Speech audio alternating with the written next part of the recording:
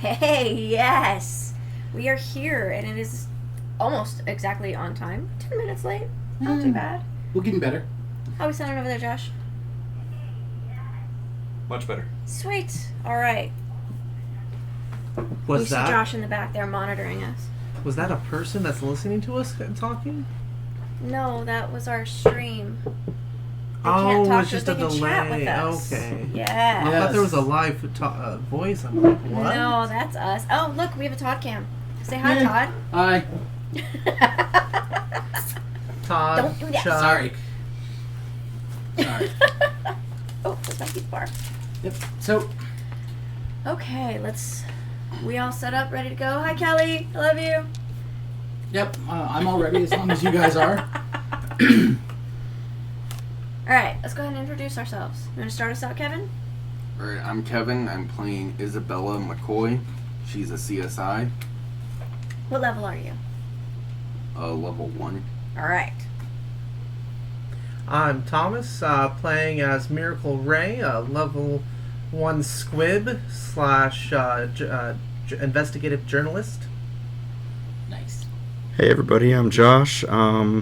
I play Bob Smith or Robert Smith Jr. I am level 1 and I am a security specialist. Oh, Josh is super loud. Can Yes. you take... There is a toggle there labeled Josh. Can you push it down a little bit? Towards me.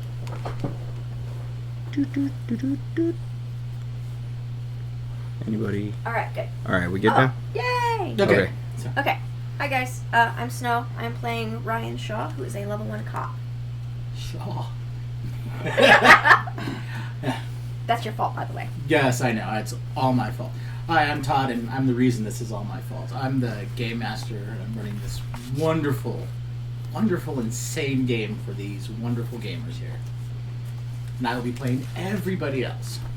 You know something's gonna happen. He's buttering us up. He's always buttering us up. Just so he Yeah. can, like... It's called lube for a reason. Exactly. It's called butter for a reason. Alright, so when we last left off, you guys had agreed to help out the gnomes. Marty and Sally had Marty had put you up in the little gnome community, in the housing that was actually meant for big people. You guys had agreed to go and travel to the land of the Dominion of Man to try and negotiate on behalf of the gnomes.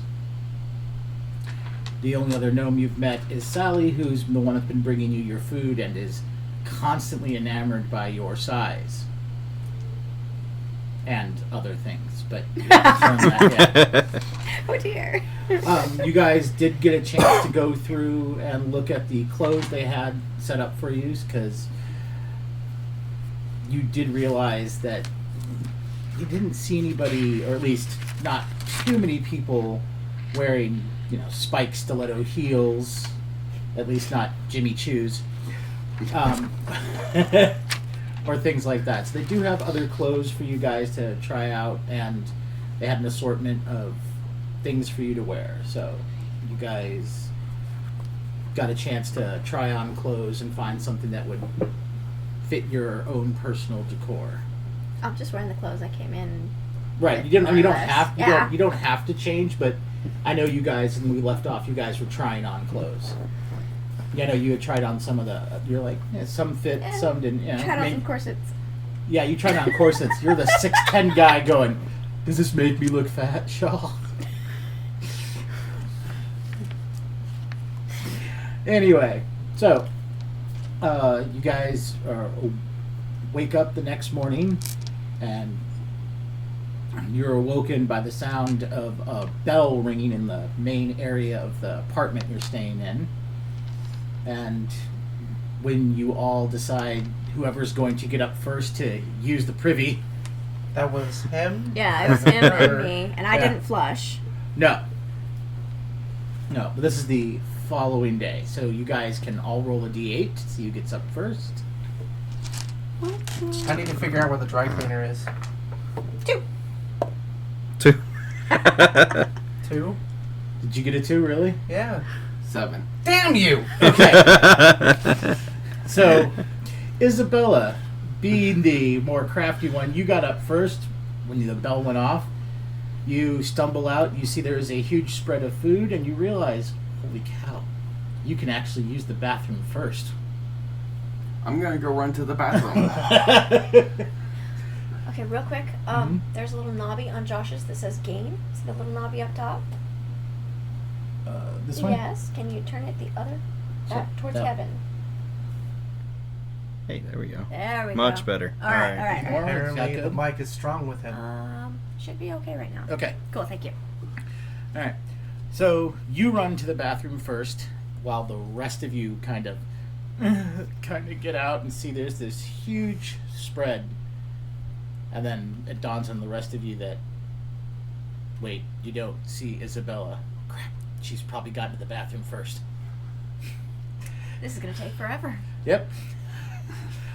How long do you choose to use the bathroom?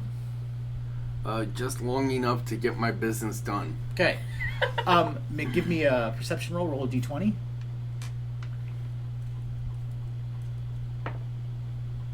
Nine. While you're using the loo, you realize where the large tub is. There are two long braided cords, and a third one that you didn't notice before. There's a red and blue braided cord, and then there's a silver braided cord that has some weird writing on it. Standing outside of the tub, I'm going to pull on the silver cord just to see what happens. Okay, nothing. It's pressure sensitive. You said red and blue as well? Mm-hmm. Alright, I'm going to tug on the blue one. Okay, you tug on the blue one, and you will see water start to flow into the tub. What temperature is the water? You touch the water, Yes. it's cold. Okay, so I'm guessing then the red one would be hot water. Try and pull. I'm going to try and pull. Okay, so you pull the red one, and warm water starts flowing into the tub, or hot water starts flowing into the tub. Do you pull the silver cord now? Yes. The water all of a sudden starts to, it's a torrential downpour inside the tub. It's a downpour inside the tub? Yeah, inside the tub. It's a Okay. shower. Ah. Without the it's the middle knob like on Todd's bath, where it's like, okay, when it's off, it's the bathtub. When it's on, it switches to the shower faucet. Yeah. So we've got one of those like little pole things. No, you'll notice that there is a drain that the water goes down into once you pull the silver thing, and the water starts to flow out. But if you don't pull the silver cord, the tub actually starts to fill up. Okay. I'm going to take just a shower. Okay.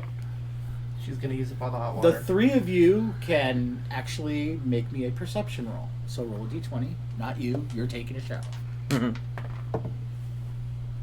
5. I got a 19. Okay. 13. Okay. Miracle and Bob. Okay. Miracle and Bob, you'll actually hear what sounds like running water, and then it like stops and starts up again. Unfortunately, Shaw doesn't hear anything because he's doing a pee-pee dance. Yeah. I have to. I'm gonna run outside and go. That's fine. But roll me a d10, Kevin.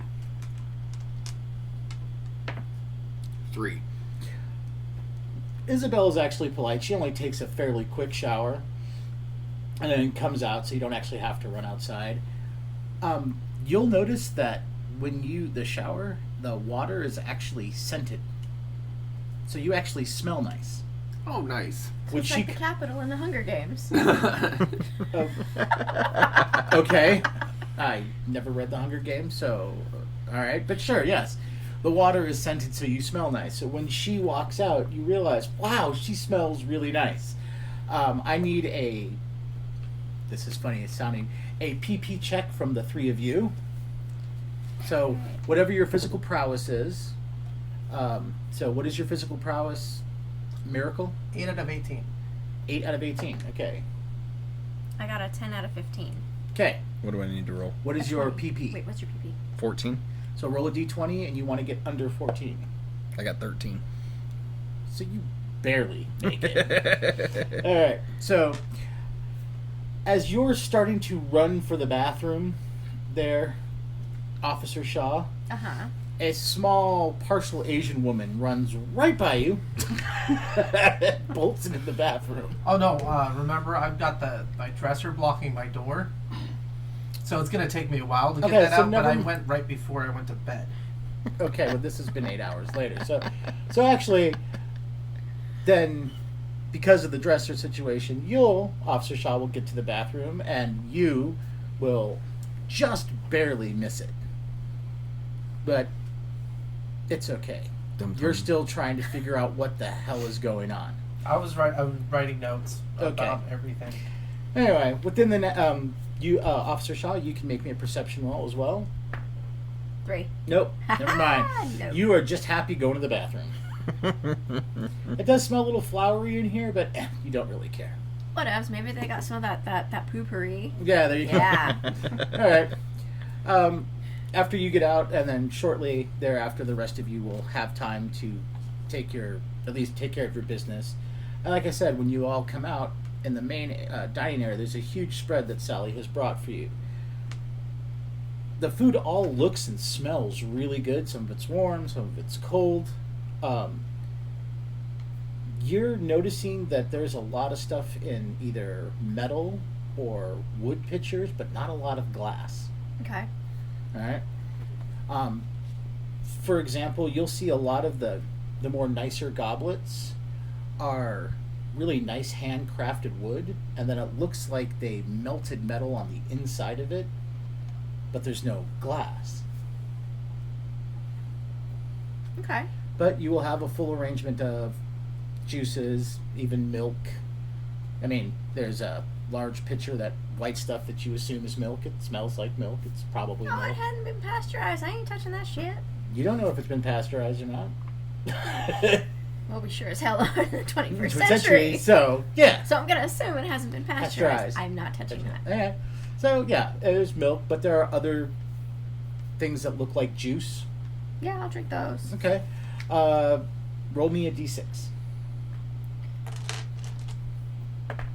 6. How does your character feel about apricots? Whatever. You have a nice thing of apricot juice. I'm not allergic to fruit. There you go. How do you know? May develop late in life. Okay. All right. The rest of you can pick and choose what you eat. There's an assortment of things. It's meats, cheeses, different types of breads. Again, like there's milk and several different type of juices. They also have something that you assume is to be like it's in a large bowl, but there are other small bowls. In the large bowl, it's some sort of grain, so it might be some sort of cereal, and some veggies and whatnot. So, I mean, it's new for you, but it's not like you guys have a lot of food that you brought with you. So, I start scarfing. okay, all right. Do you have a little bit of everything? Yes. All right. The food tastes really, really good. I mean, you've had you went on one of those, organic kicks for a while, and even that stuff didn't taste this good. This stuff is like fresh picked and washed, and it's amazing. It's not grown for transport. Do you try some of the milk? Yes. Okay. All right. So the milk tastes really sweet. It's not like sugary sweet, but like sweet cream. It's very yummy, and it's oddly enough it's fairly cool. That must be the creamer for the coffee. Where's the coffee? That is a great question. Yes, that is a perfect question. There is a dark brown pitcher that has some sort of dark substance in it. It Dum-dum. could be coffee. It doesn't smell like any coffee you've had, but I'll try some. Okay. So you find a small mug and pour some in. All right. Do you try it just black? I'll try a sip of it without anything. See what it is. That's definitely some sort of coffee. It is really bitter. Okay, so. But about 2 seconds later, you're like, oh, you're awake now. There's definitely caffeine.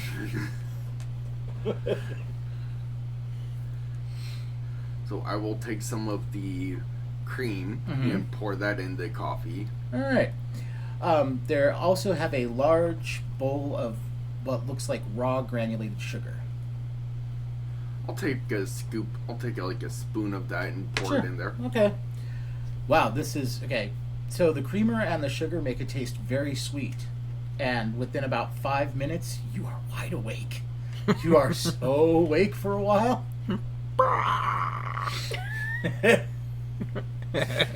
No breath Sleeping. You're gonna really need. You're gonna get all your energy today. That's for sure. Get your steps in.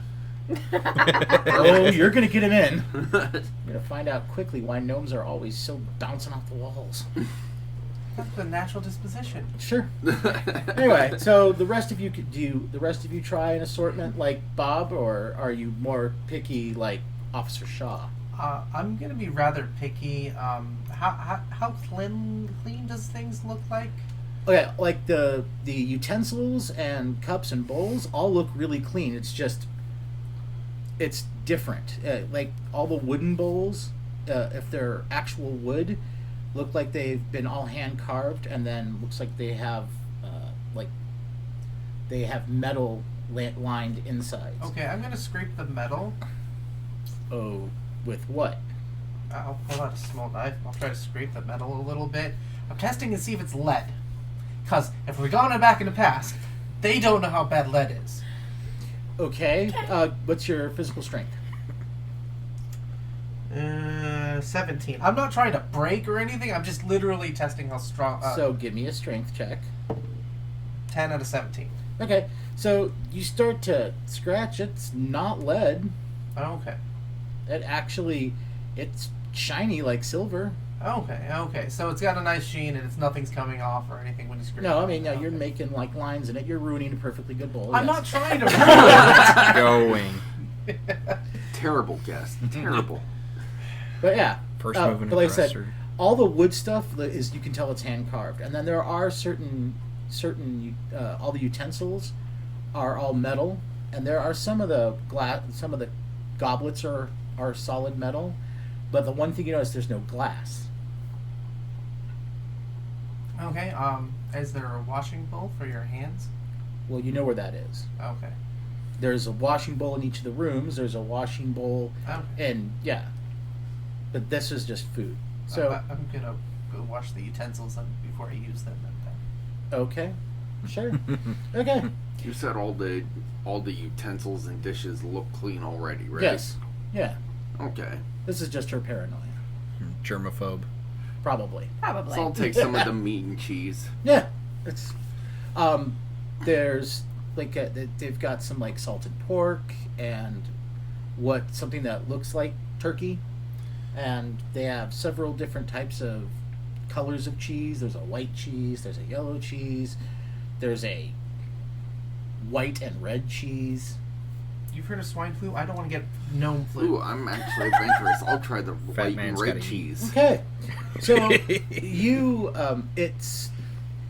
it's very what you would consider spicy, but not like burn your mouth spicy. What it does is it kind of makes your mouth tingle. Like, do you ever eat Pepper pop? jack. Do you ever eat Pop Rocks? Yes. Okay, your mouth is kind of feeling this exploding tingling sensation when you eat this cheese. Yeah, I mean, So it's pepper jack. you would assume so. It also lets me check and see if it's poisoned while I go wash it. If you guys pass out, I know it's safe, not safe. Anyway, Royal testers? yeah. So, like I said, you guys, my you itch. go and you wash stuff off, and you come back. Everyone else seems to be Okay. okay. And after a little while, you can choose what you eat. All right. After about an hour and a half, there'll be a knock, and then you'll hear from like below, like a little mini door open. You'll hear, "Are you all decent?" Yeah. Yes. Yeah, man. I knew there was a gnome door. Marty's like, "May I come in?" Yeah. Yeah. Yeah. So Technically your place. actually, hold on, and you'll see if you look. There's like a little mini door for them, like where their mouth is just big enough to fit. He closes that. You'll hear a latch pull, and then the door will open. And Marty will walk in. He's like, "Oh, you got your food. Great.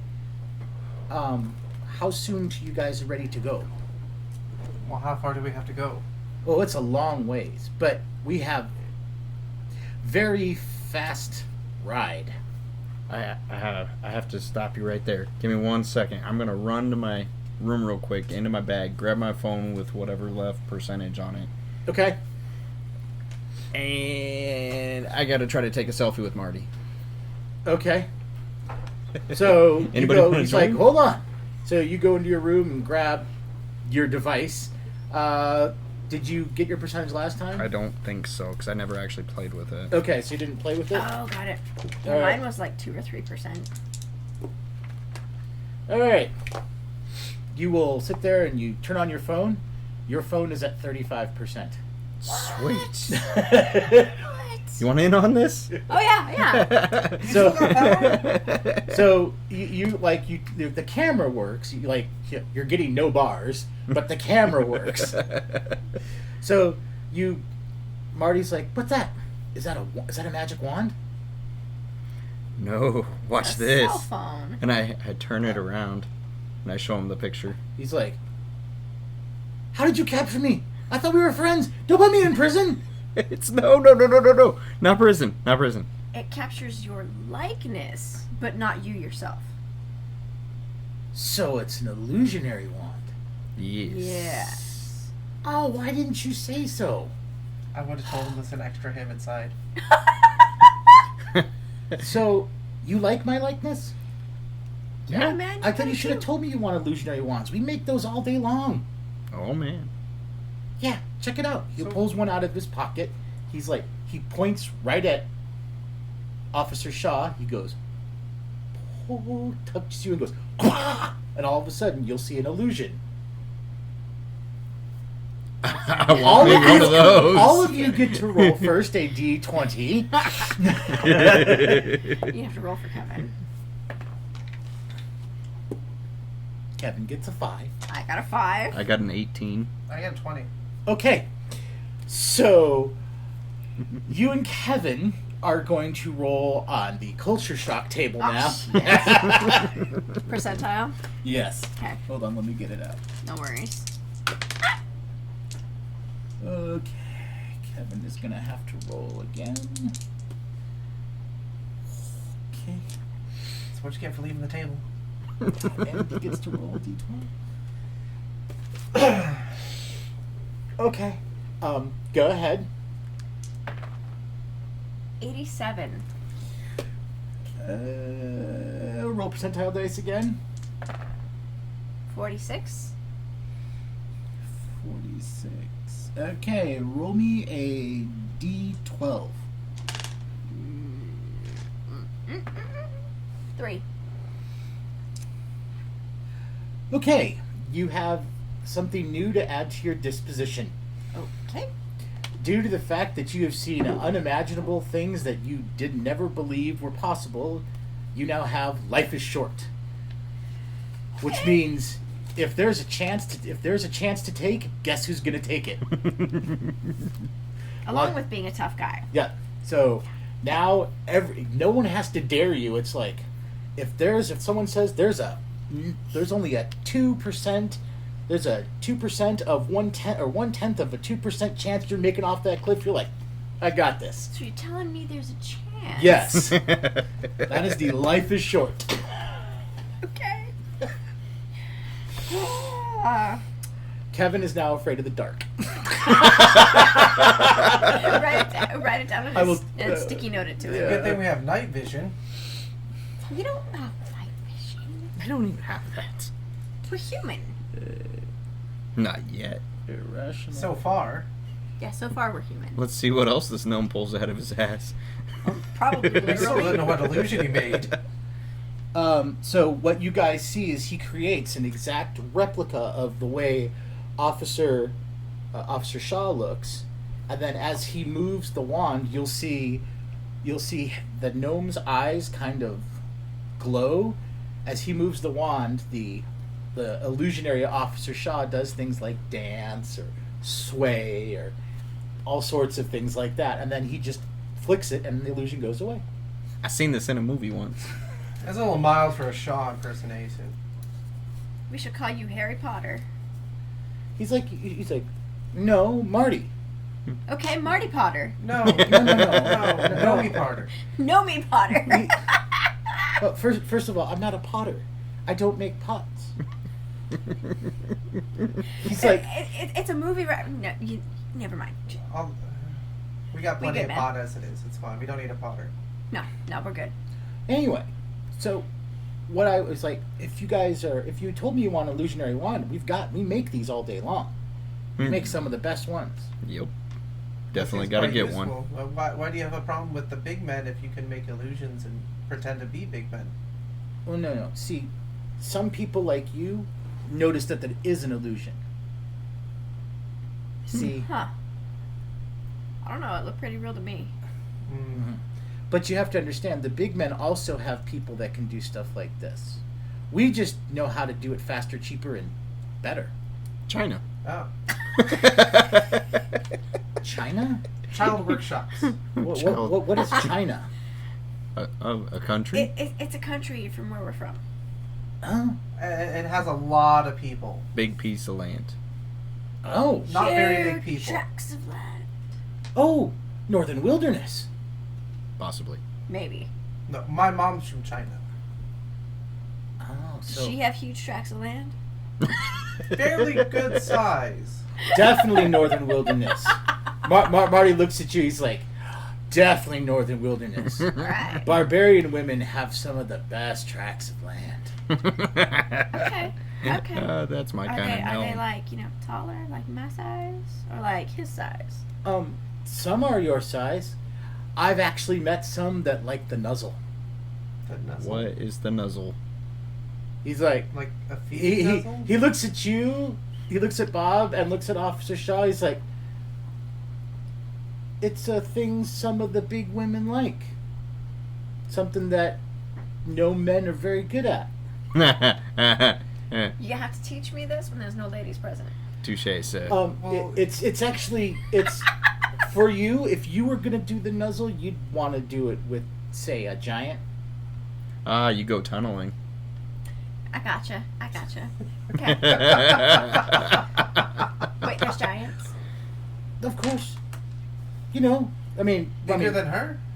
oh yes, all sorts of I'm a giants. him. Oh, I'm sorry, him. Sorry. All sorts of giants. There are in the Northern Wilderness. There are frost giants, and then in other places there are fire giants and storm giants, and even some really nasty ones with like one big eye. That's your Cyclops. style. Yeah, we call them the clips, but yes. Oh, no, we call something else the clips. What else do you call the clips? You That's wouldn't the understand. clap. So, if you are you going? Do you need me to show? When you're ready to go, we'll take you. We've got much faster ride. I had a bicycle with me when he came here, but it's probably got left behind where we started at. What is bicycle? It's it's a vehicle. It's small horse. Thomas. It goes fast. Oh, you need So- a pony? No, Oh, no. Well, I mean, I've always wanted a pony, but no. See the bicycle? It's got two wheels, like this. It's got two wheels, and then it's got handlebars. Then it's got a seat. What would you do with a pony? You're 6 foot. I want a pony. Actually, I want a miniature pony. But- They work great for emotional support. By the way, you failed your rolls on your. You basically failed a culture shock roll. You now have an irrational fear of the dark. Because he Along used with a everything else. he used a wand and cast an actual spell that you all saw. Two of them actually saw through the illusion, so they actually recognized it being an actual illusion. You two failed. So yeah, now you have an irrational fear of the dark. It's actually called "Oh crap, magic's real." That's the then you have there was a you rolled on "Oh crap, magic's real," and then the result was you have an So it's irrational. OCMR. Yeah. So Marty's like, so if you are ready to go, we have much faster way to get you there, and I will be glad to be your guide. At least to the outskirts. Let me get my bag. Okay. I'll be ready. You're not gonna wear. You're gonna wear your normal clothes. Oh yeah.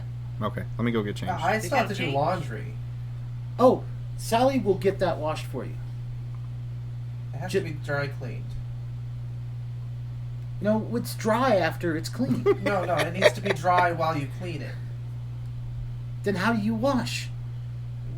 There's special chemicals. I don't know. I just Oh, you hand want them- magic wash?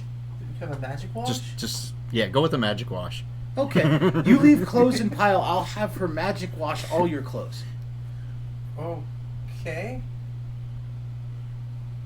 I'm only putting like half my outfits over there. So what do we have in the closet? Like a tunic and There's, like I said, there's an assortment of tunics, vests, jackets, surcoats, breeches, pants. The odd thing is there's no zippers. There are buttons and there are tie-ups, but that's how they... How about shoes? There are stockings and there are boots and shoes. The shoes are interesting. They are made out of some sort of skin. Probably Melik. The boots come up to either your calf or up to your knee. They have regular, like, what you'd think like the thick soles like you'd see on military boots. You know? I mean, that's the best way to describe them. They're not like fancy soles like on cowboy boots or spiked Pleats. stilettos because you're not dark elves. Well, But yeah, some of the shoes just have flat like you'd see on moccasins, just have a nice flat bottom to it, and Okay. things like that. So there's a wide variety, and like I said, if you took time, you'll find some that fit you like perfectly, and some will be a little big or a little small because it's a random assortment of things for your guys' size. So. I'm just gonna. Same thing with the women. The women, there were an assortment of. I mean, you can wear pants and shirts, but there were also and tunics, but there are also dresses, skirts, full like gowns. If you really wanted to, if you were wanted to be laced up in a corset. What's up, girl? How you doing? how you doing? There are a couple of what are referred to as like peasant dresses that are very nice. I mean, you look at them and you're like, wow. Since you're kind of a fashionista, you can tell that the stitching is really good and all the craftsmanship is excellent. And this is coming from things that look like it's just everyday wear. Mm. So it's well built tiny stuff. fingers, Yeah. great small stitching. Own little sweatshop. I'm gonna get changed into like a tunic, a coat, Sure. pants, boots. Yeah. And Just then grab my bag. Yeah, you can grab your bag. Are the rest of you going to wear period clothes or your clothes? That's all I need to know for right now. Period clothes. Period clothes. Okay. You're gonna sit You're there? gonna make me be the only one wearing my own clothes? That's totally up to you, That's man. up to you. Try the magic wash. Oh no, I want to see the magic wash. Well, Are he's gonna have Sally do it. Okay, yeah. Or is he expecting me to leave it behind? Yes. Just leave a pile of it, and he'll have Sally do the magic wash on it. It's on my ruggeds. It'll be okay. 'Cause every little thing. All right. So three of you are gonna wear period, and I'll Miracle's gonna wear like her regular I'll- Pierre Cardin suit. We're gonna sell her. Dude, if I would get a pretty penny for you. Let the gnomes do what was it called again? Magic wash? No, Oh. the Oh, tunneling. The nuzzling or Nuzzling, there we go. Yeah, yeah. I'll bring a spare set of the period clothing. Okay. But yeah, I'm gonna come out in my blue jeans and my waterproof overcoat and whatnot. So you're wearing jeans and a t-shirt and a coat, and Pretty your much. regular shoes. Now, are you guys bringing your gaming bags? Yeah. Yes. Okay. I don't know how long till I get back here, so. So, really quickly, I'm going to hand each of you one of these just for right now. Okay. Okay? I need to practice my paper football so I can flick notes to them.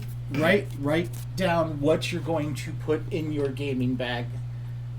That's like if you're bringing your just full gaming bag, that's Yeah. fine. If you're leaving anything behind, if you're bringing like your handgun, Mm-hmm. just let me know what your anything extra that you have, because you guys had your gaming bag plus your other bag. So let me know what you're going to bring in there. You can do that while I'm telling you what's going on.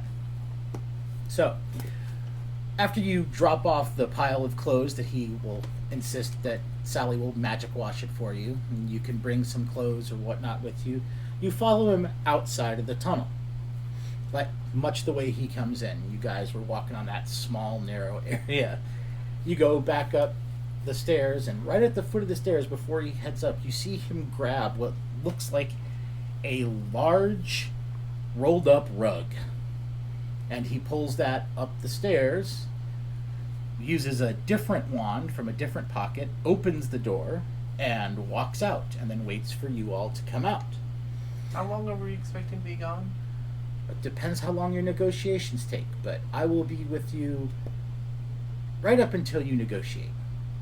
You're gonna leave us there? Well, we'll discuss on the way. Usually a mediator has the both Yeah, parties there at the same But time. I'm not the mediator. Well, no, we're the mediator. Right. We'll discuss on way.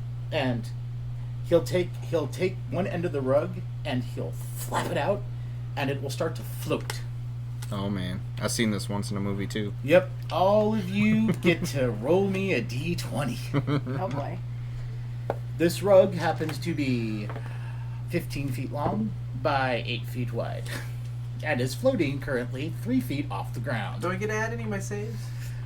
Right now, just tell me what you rolled. Not enough. I got 5. 18. Okay. 13. 13? 18. Okay, so Miracle, you're gonna roll me percentile dice. I believe in miracles.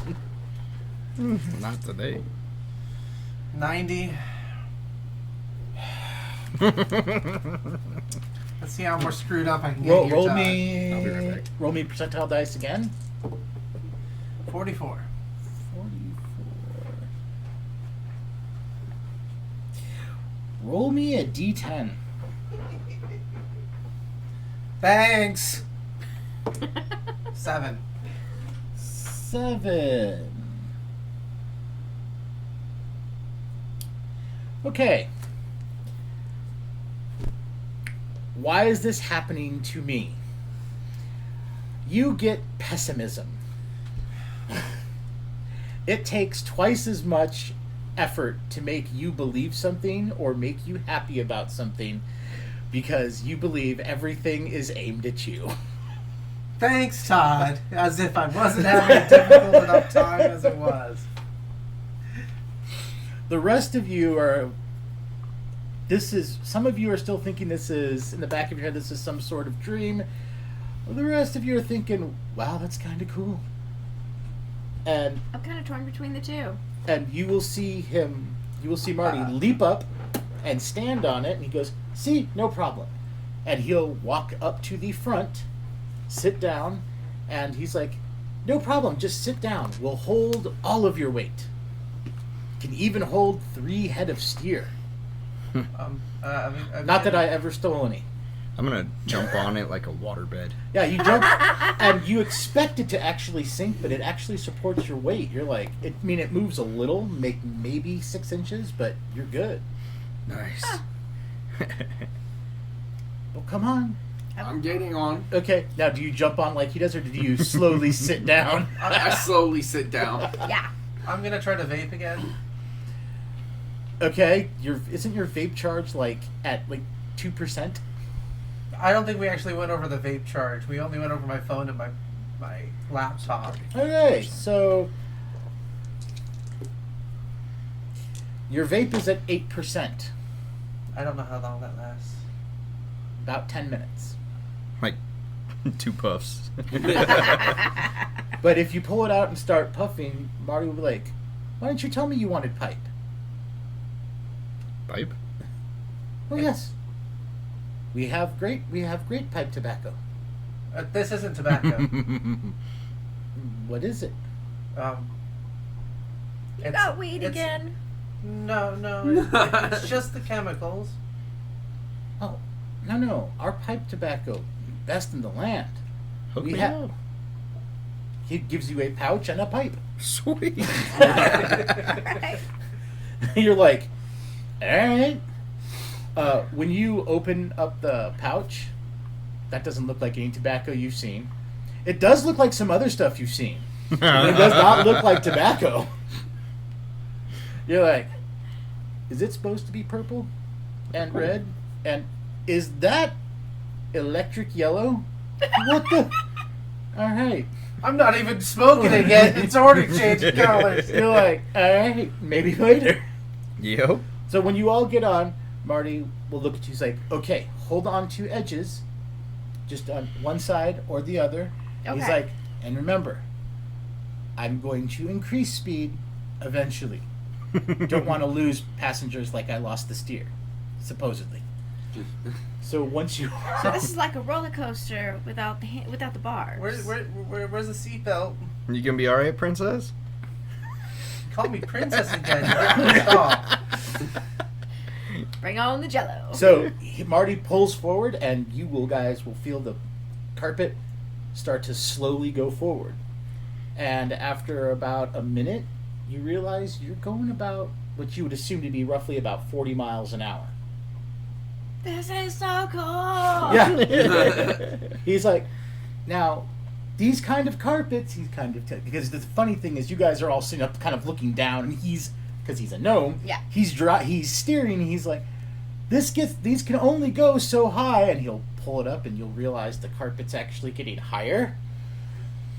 Let me know if any of you are crazy enough to look down. Yeah, I'll take a look. How big is it? How, Make me a perception roll, officer.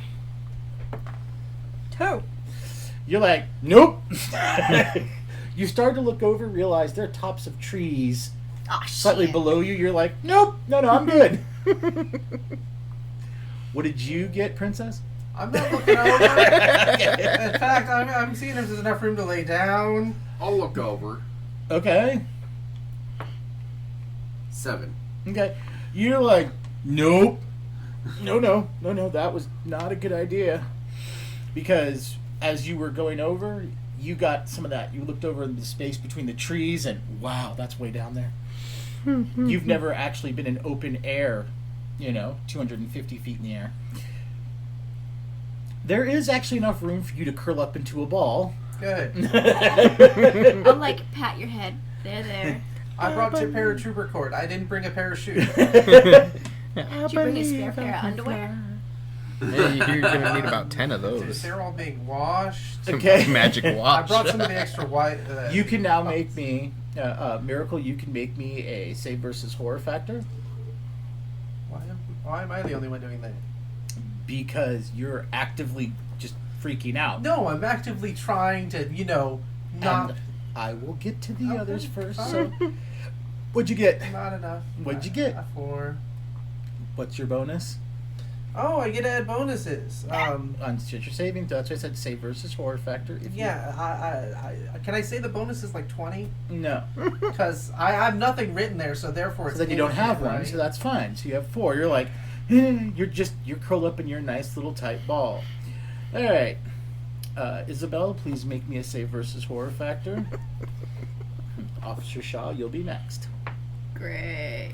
12. You're like, yeah, no, I'm good. It's a little freaky, but this feels solid. As weird as this feels solid, and you've got your own little mantra going. This has got to be a dream, or whatever you're telling yourself to get yourself through this. Officer Shaw? Oh, you're fine. You're like, Okay. you're like, it's kind of like your cop training. You're like, as long as I look down, I'm fine. Just keep looking forward. You're good. And you notice that Bob, your surveillance specialist, is just like, this is so cool. You're pretty sure Bob thinks this is a dream. Well, after about 2 hours, Marty will start to slow down. He's like, we're gonna come to a place I can land, and then I will give you the rest of the instructions. All of you can make perception. Roll Oh, a boy. d20. 13. 5. 15. 17. Okay. Bob's the only one who doesn't notice. The three of I you wonder why. notice that while he's flying, he's not looking. He's looking at all of you. You're like, Yo, man, turn around and watch what you're doing. Hey, how many more pipes do you have? he's like, oh, don't worry, it can't crash this. He's like, oh, but can hit someone else. That's crashing. And since Bob is not up, you will actually see someone else pass you on another flying carpet, going about 300 miles an hour as they pass you. So, the three of you, not Bob, can roll me a save, or roll a d20, and you can add a +2. I'm packing my pipe. Yeah. 12. At 300 miles an hour? No, you guys are going about 250, but he can literally put it in there and just Ah. keep it down. He's not lighting it. Yeah, Instead it's of just- +2, right? Yes. 19 total. You're like, okay. 15. Okay. 12. All right. Between the three of you, either you're getting used to this, or this is definitely a dream. It's a dream. It's gotta be. But he turns around as he moves out of the way, not to hit the other guy on the carpet. He starts to come down, and will actually see him slowly descend and find a nice clearing over a nice glade of grass. And when it comes to a stop, Marty will look at you all. He's like, okay, you can just step off now. Okay. You can look at Marty's like, oh, and fine. He jumps off. He's like, see? Now you can't see him because it's still floating 3 feet above, and he's like, below. I will cautiously take my Jack Skellington legs and head over the edge. Oh, yeah, you're like, if one leg gets over, you're like, okay, this is just not funny. You're sitting down and one foot is still on the ground. You're like, yeah. I will slowly slide off. You slide off. I'm gonna jump off. You jump off. I'll slide into a small hip or hop down the last bit. Okay. And once you all get off, he'll sit there and he'll tap the carpet and it'll go to the ground and he'll roll it up.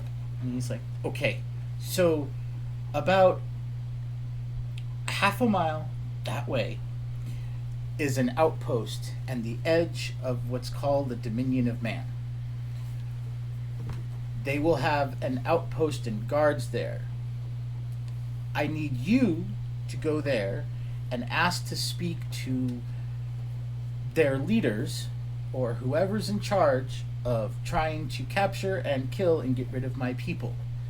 See if you can work out a deal so they'll stop trying to wipe us out or use us for spell components or whatever the heck they're doing. If I go with you, they might try and steal me from you or use me as a reason to have you arrested. I can hide you in my bag like Baby Yoda. Baby who? Oh, damn, I'm never gonna get to finish The Mandalorian. The That's Mandalorian? bullshit. Why not? What's a Mandalorian? Because we got rifted and it was only like episode 2. I'm sure we'll get back. I hope so. I'm not sure what you're saying. Oh, but Mandalorian is this, like, epic bounty hunter. He's a legend in our land. he's like, he stops you for a second, reaches into his pocket, and gives you each one of those, like, blue and red mushrooms. He's like, you're starting to fade. Oh, yeah. He gives you each one of those. Like you said, yeah, they're a little bitter, but they make it so that you can understand everybody. He's like, oh, that's better. Okay, yep.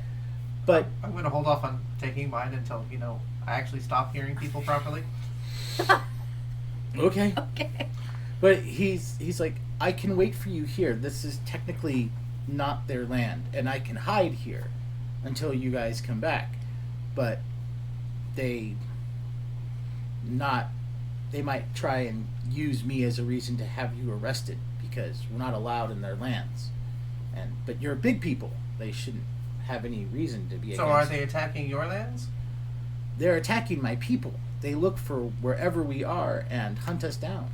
Oh, so your people live everywhere. They don't have a land or kingdom or anything. Well, we have several lands and kingdoms. We always live underground, and we always try and make peace with whoever is living above ground so that we live harmoniously. We're really not the big warrior types. Little warrior types. No, I mean big warrior types. No, I'm a big warrior. You are a very big warrior. Well, do you have anything you can trade with them? You said you're really good at making, magic. They don't wands. want to trade. They want to take our stuff, so they don't have to trade with us. Well, if you give it willingly, they don't have to take it by force. It's a lot easier to, But then it's not trade. Then they make us slaves. Well, no. If you give it to them, they leave you alone and be nice. It's Well, like we tried that. They wiped out a whole colony. Yep, we need to go talk to these guys. I'm gonna light up my pipe. All right, so you sit there, you light it up, and his eyes get really big because it's the mini torch. He's like, I like your fire stick. Maybe you and I can trade. I like that idea. Oh, you said you wanted another pipe? Yes, you have one. Yes. He'll hand you a green pouch and just a small curved pipe. Okay. Well, it's small to you. It's like bigger to him. It's like my pipe that's, just a regular like curved pipe for a normal person. To him it's like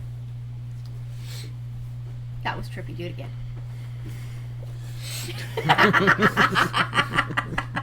Do you inspect your tobacco?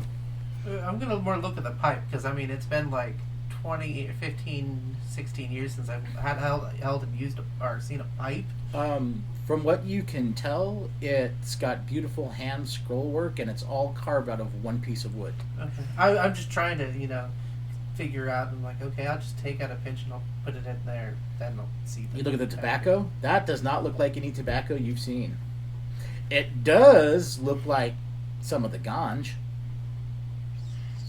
Okay. Just light it up. It's so good. Since you're lighting it up, Bob, you can make me a save versus drugs. Bob, we had 20. maybe eats a boy. Yes, do you roll d20 and then you should have a Save versus which one? harmful drugs. Can you point that out? That's You a can always 6. choose to fail. 15 total. Okay, so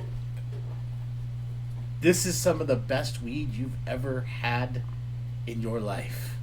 You're doing the whole it's making you cough and gag, and within 10 minutes you'd be like, I can't feel my feet. I must be floating. Maybe we're back on the magic carpet. Yeah.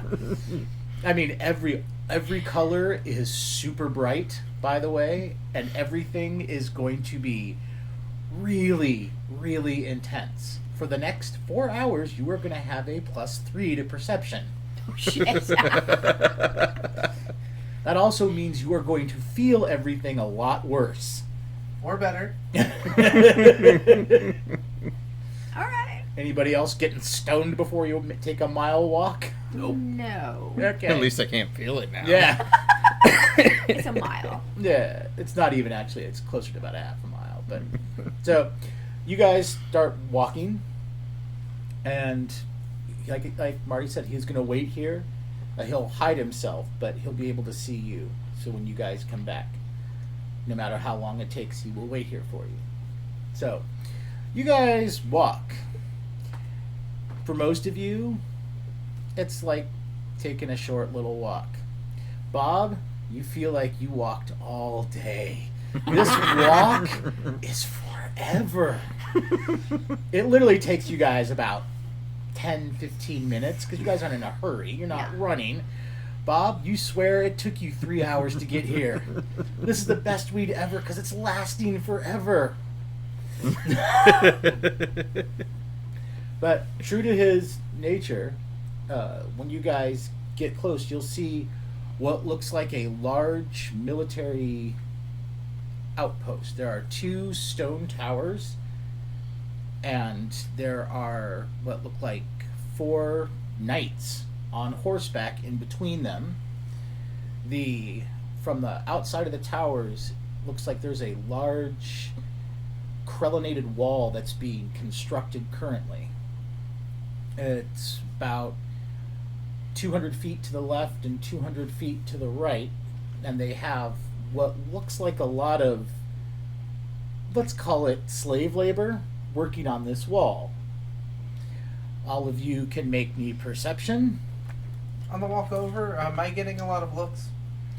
No, because where your guys, it's not, you didn't stop you guys in like a main walkway thoroughfare. He parked you guys in a field and went, go that way. So 6. 6. I got a 12 with my +3, Okay. so 9. 2. And Isabel. 13. Okay. So Isabel and the surveillance specialist will notice that the people that are digging in what looks like a quarry are humanoid, but not human. You, since your vision is really, really intense, you're like, holy crap, it's an orc. You're like, orcs are real. Okay, real quick, Todd. Yeah. Because people can't see who you're talking to. Oh, I'm very sorry. well, you still have to say who you're talking Sorry. to. Because all we can see is your Right. head in one viewport. Your head just kind of turns a smidgen. But Okay. the other one, you're directly at the audience. Okay, so Bob, you're going, orcs are real. And all of a sudden you have a minor little flashback to when you played, World of Warcraft for all of like 3 months, and you were like, and then you start having really weird World of Warcraft memories, and then gaming memories, and then holy crap, orcs are real. And then you swear you said something to Isabella, but she didn't say anything to you, but you're not understanding why she hasn't talking to you. Then you realize you haven't said anything. You're still sitting there going,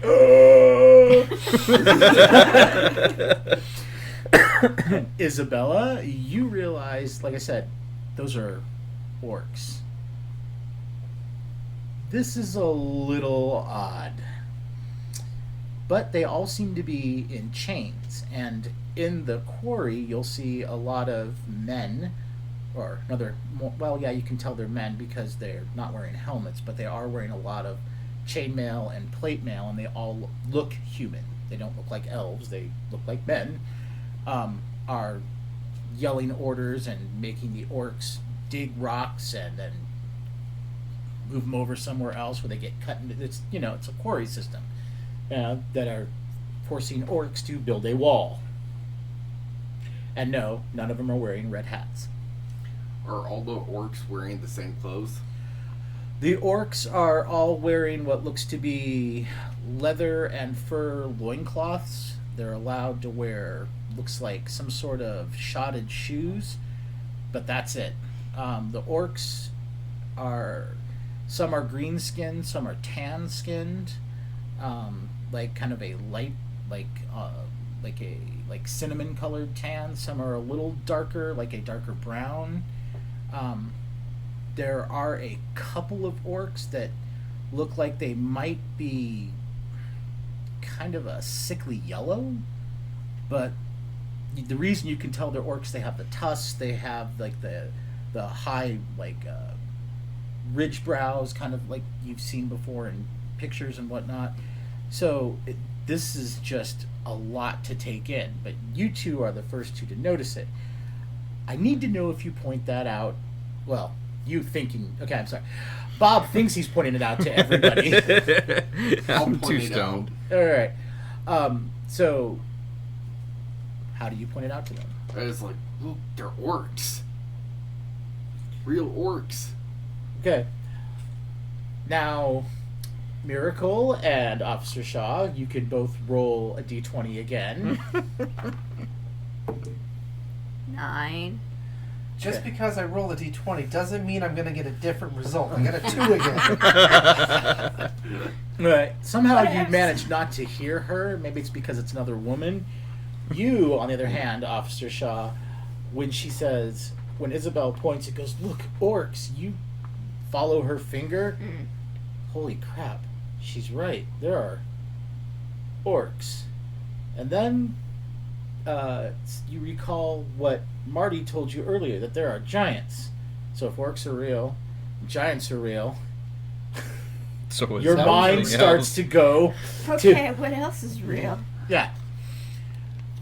Miracle, you're still just kind of. Do I see at least see people? And Yeah, well, just- you see a quarry, and you see people being instructed to dig and hammer and carve and whatnot.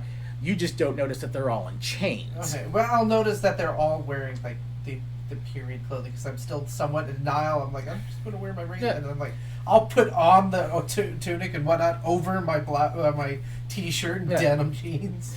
So as you guys are Now put my approaching coat away. the towers, you'll notice that on the front of both the towers is a carving of a large shield.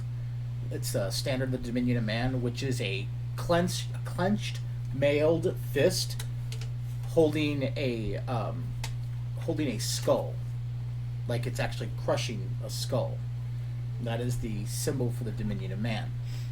Friendly folk, aren't they? Yeah.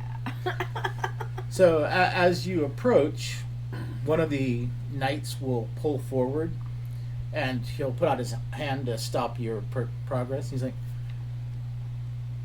"What territory are you heading to?"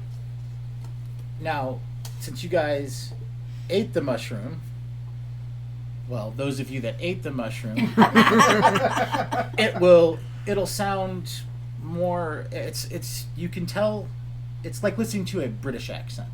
Okay, you can tell it's English. You can tell it's common. It just has a weird inflection. Since you decided not to eat the mushroom, Miracle, when he puts out his hand and starts talking to you, it sounds like.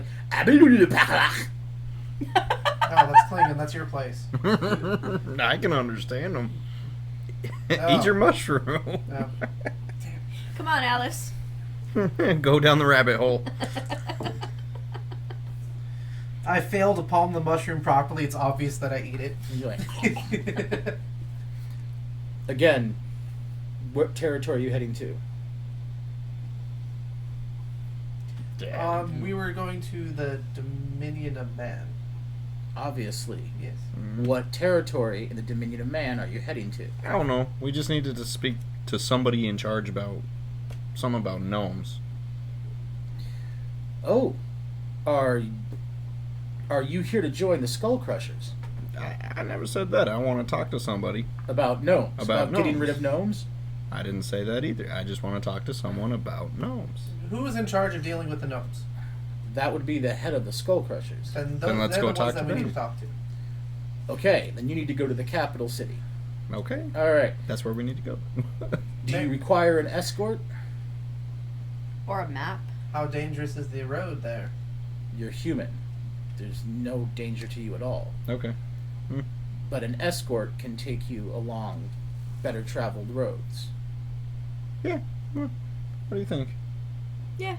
And Sounds you good to me. require a map? 'Cause I don't know where the hell Yeah. I'm going. Yes. Yeah, definitely, Okay. man. A guide would certainly be helpful. Okay. So he'll ride back. He'll talk to you'll see him conversing with one of the other knights. And one of the other knights will then pull forward. He's like, oops, sorry about that. He's like, "I'm Lieutenant Storm. You may follow me." And he will start guiding you. And you can follow him as he goes through the gate. Okay. Oh, he's our Okay. guide, apparently. How far is it to the capital? Well, you're going to speak to the head of the Skull Crushers in the capital. So you're not going actually to the Citadel in the capital. You're going to talk to the head of the Skull Crushers, correct? Yeah. Okay. So you're heading into the first area of the capital. It's 2 days. But don't worry. Since you're traveling with me, we can use the Knights Road. There are better places to sleep and stay, and you don't have to worry about your station. All right.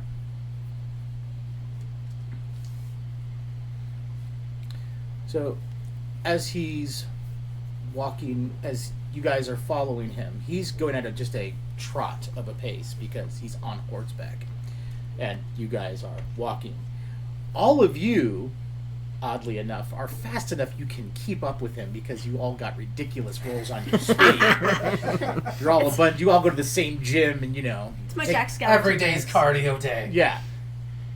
So you guys can keep up if you wish, without having to even make any difficult rolls because Okay. you all are ridiculously speedy, sprinty people. So what do Yes. we do when the mushrooms run out in a day and we can't talk to anybody? You got a valid point. You speak Elven? Tolkien.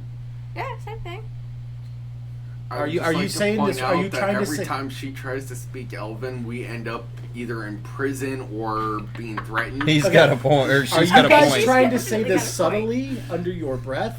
Or are you not paying attention Yeah, to the fact well- you're saying this loud enough for the guy on the horse to hear? I'm trying to do say it it somewhat subtly. softly. Okay. I'm matching her pitch. Okay, so you're going to match her pitch, and you're going to try and say this subtly. Okay, so I need you to attempt a PP check there, Isabel. Crap. My PP is 12. So just roll Yeah, a when I'm, d20 like, and leaning get on under this and 12. Trying to whisper. So 16. Okay, so your match. So My dice hate me. Officer Shaw is trying to match Miracle's pitch, Yes. and you're not doing a bad job at it. And then all of a sudden, Isabel turns to you. Realize every time she says that, and kind of loud, and the knight kind of turns and looks down on all of you, and he's like, I take it this is your first time inside the Dominion of Man? yes, we're from quite far out of town. Are you from one of the outlying colonies? Way Yes. outlying. Okay. Do you have your family markers so that you can at least gain the proper access to the different areas? Wait, I think I got my badge. Hold up. I'm bringing my belt with me that's got my badge on it, so I'll pull out my badge. He's like, he leans down and looks at this, and he's like, I don't. He's like, this is an odd dialect. I have my press pass. He's like, I've never seen this dialect before. Like I said, we are from very far away. Yeah. So, what territory or colony were you from? The Phoenix. United States. You say Phoenix? He's like, Yeah. oh, you're from the Phoenix colony. Why didn't you say so? About an hour later, he will stop at another guard post. He's like, wait here. Oh, fuck. He'll get off his horse and walk into a guard post and come out about 5 minutes later, and he will hand you all basically arm wraps that have a picture of a flaming bird holding a pair of swords. Crap, I forgot this headset. I can't lean back in. Oh no. Oh, sorry, Josh. You're good. He's like, Flaming swords? yes, it's a flaming bird holding a pair of swords. Flaming. It's a phoenix. Yeah. He's like, it's an honor to have members of the Phoenix colony here. We did not realize any of you were scheduled to be here. We thought you guys were still under siege, but if you've made it out, congratulations. This was a spontaneous trip. Apparently. He's like, so you must have a lot to tell the Skull Crushers about. And a lot to get updated on. Apparently. You're like, we'll make sure you guys are squared away.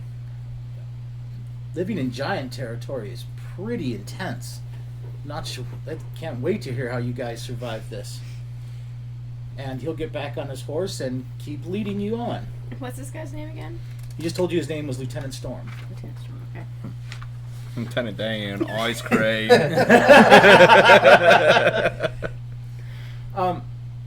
He will, unless you guys ask for a respite or a break I or will be anything. very curious and asking questions quite a bit. Okay, so you can. I mean, but if I would say unless you're going to ask for a break, he will he'll just lead you until they'll get to the first safe place to rest.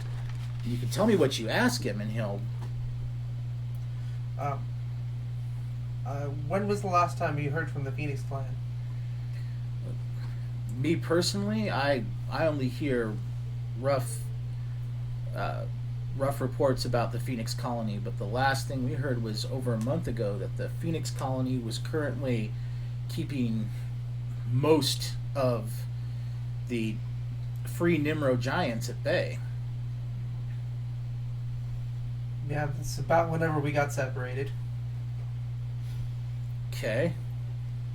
So it took you this long to get here. Must have been pretty treacherous. How did you deal with all those fire giants?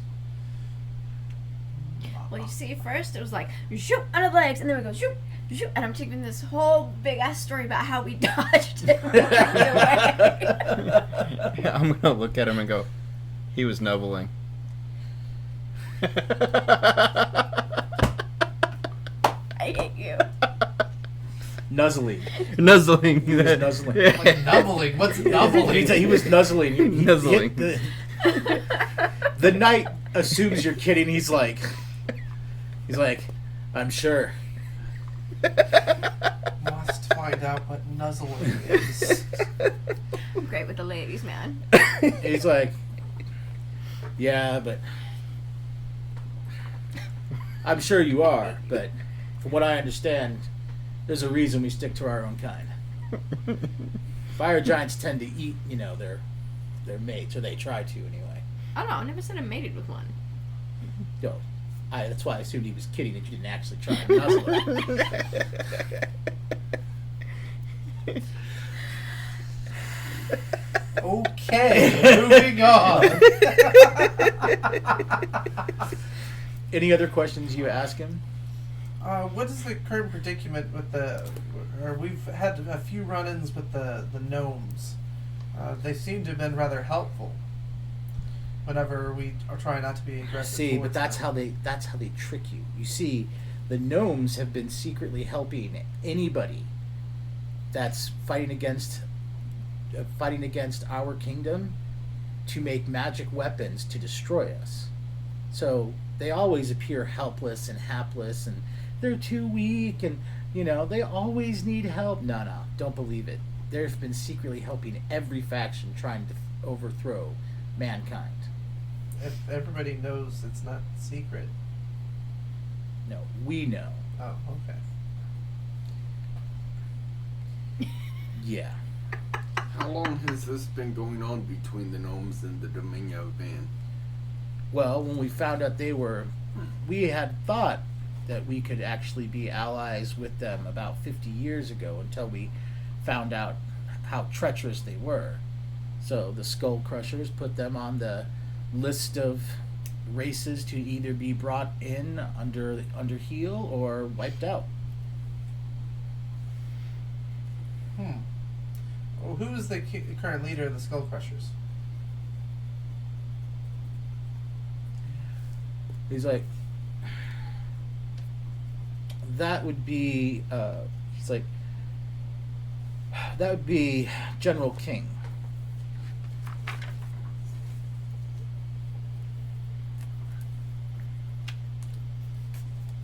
Okay. It's just refreshing to be dealing with short gnomes instead of giants trying to eat you and kill you. We thought we might have had a nice respite with the few times we've encountered them. At least you can see the giants coming. Well, most of them anyway. How did you deal with the phase giants? Same way, man. Same way. You just gotta bob and weave. And nuzzle them to death? I You can now tell that the night seems to be kind of warming up, at least to you two, so he's assuming you're kind of like him. Yeah. He'll walk you guys, he'll lead you guys all the way to guys figure you probably, since you keep up with him, Mhm. hey, you guys cover about 12 miles. Don't even feel tired. You actually feel Hey, he's pretty supposed to come down off energized. your Is high. he still stoned? You came down about 9 hours ago, unless you lit up in front of the cop. Well, I don't or care. the night. No, I mean the, the night. Yeah, sorry, the night. She's off duty, or he's off duty. So Yeah. whatever. Yeah. I'm way off. However, Isabel, out of all of you, you feel completely energized. That coffee is doing you so well right now. You're all like going in front of the horse, even. You start to get in ahead of the horse, and you're like, no, don't want to show that I'm too fast. But eventually, he will lead you to an inn. He pulls off to the side and ties up his horse. He's like, "Follow me, and I'll get you rooms. This is a safe place that all of the knights use." So he'll open the door for all of you. And the name of the inn is the Falcon's Nest. Yes. But He- seriously, how are we going to talk to the myth of mushrooms for? He leads you guys in there, looks at the innkeeper. He's like, "We have 4 honored guests. They're from the Phoenix colony. They need secure rooms, and we'll be needing dinner." This won't bite us in the ass. The innkeeper's like, of course. And he rushes off and hands each of you a key. You don't even have to roll perception for this. Since you're all from the Phoenix colony, he will hand the 2 males keys first, and then the 2 females keys. And he's like, and then he looks at the knight, and he's like, "We're putting him on the 2nd floor. They have the first 4 secured rooms. I'll have the stable boy get your horse, and then I will get you your room." He's like, "Of course." And the knight will actually lead you upstairs and point out your rooms. So Alright. you've got like room 1 and 2, and then 3 and 4. These rooms are very nice. It's all like polished wood. They have washing bowls and you know wash basins and pitchers. The But they bed- don't have magic plumbing. No, they don't. But they do have like what do you call it? Like a small end tables next to the bed where they have a couple of drawers if you need to put anything in, and they do have a small wardrobe if you need to hang anything up. They also have an armor stand and a weapon stand in there that are empty for you guys to place any armor or whatnot that you have. But as the knight shows you your room first, he's like, the standard military rooms. He's like, they have key locks and a bar lock, and when you close the door, you realize you can use your key to lock the door from the inside, and then it has a solid metal bar lock. Okay. And from the thickness of the door, you're not sure some of the cop battering rams would work on this thing. You're like, these doors are like this thick. You're like, okay, This is definitely a secure- 2-hitter. Yeah. But it's the same thing. He'll kind of show you guys, and then as showing you your room, he's like, "I'll meet you downstairs once you've washed up, and we'll have dinner." Cool. And then he will go downstairs, and he'll get his key, and he'll meet you downstairs for dinner. And you guys can do whatever you need to wash up. Yes. All right. One thing that I will notice, I will tell you. One thing that Bob will notice is that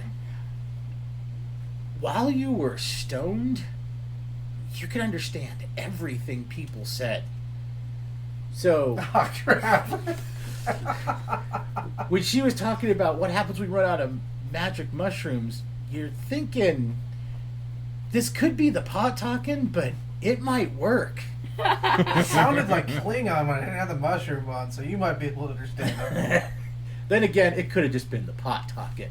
And you realize with the pouch he gave you, and you've only smoked 1 bowl, you've probably got another like 12 or 13 bowls in this pouch. You're like, huh. Time to start a hotbox. But, so, you guys can take whatever time you need to, however long you need to get ready or wash up.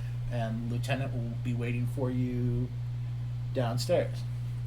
I'll finish changing out of my somewhat my half and half into actual period clothing. Okay. Hey Todd, we are about an hour and a half in. Mind if we take a 5 real quick? I do not mind at all. Alright. If that's we've got a way to do that, sure. I'm just gonna leave us going. So again, watch what y'all say. No out of character info.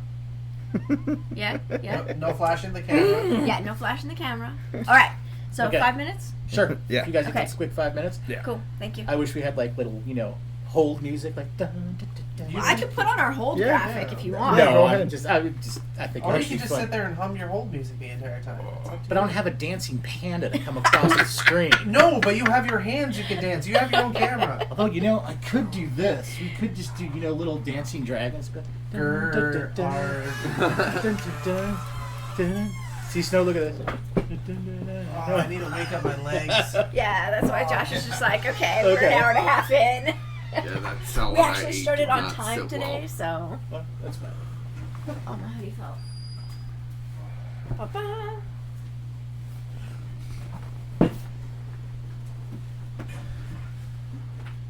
That was my knee. I heard that. I'd be worried if it was something else. My ankle earlier.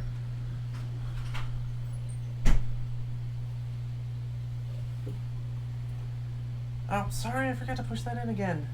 That's okay. I got it.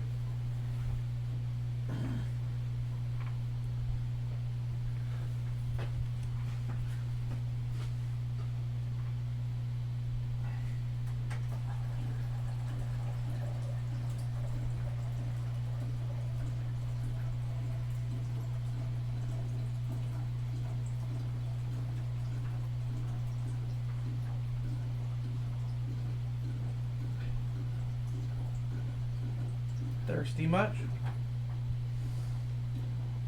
Yeah.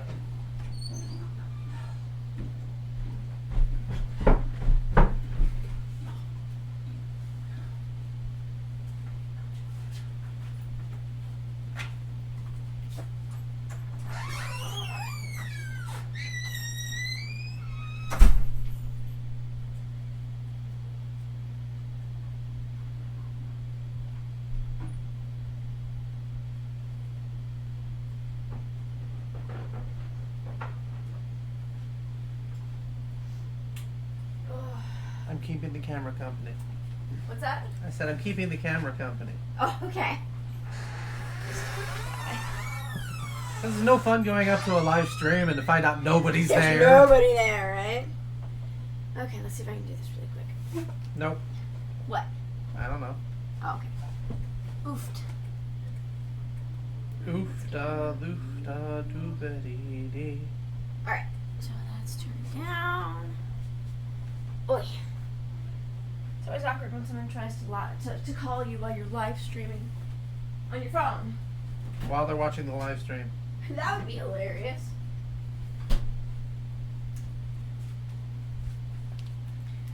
Oh, feels good to stand though. Yeah, these chairs are not bad, but They're not not much great support in either. the middle. I'm sure all of our listeners need to know that. Yes, yes they do. We suffer for their entertainment. Yeah.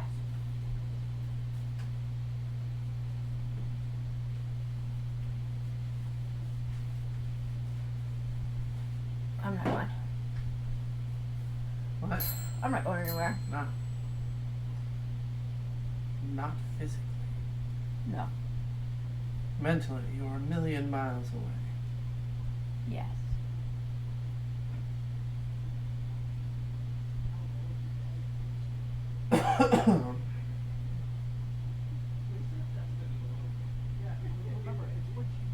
Now I have to be pessimist, paranoid, Well, mean Scottsdale girl. I have faith in you. I'm trying.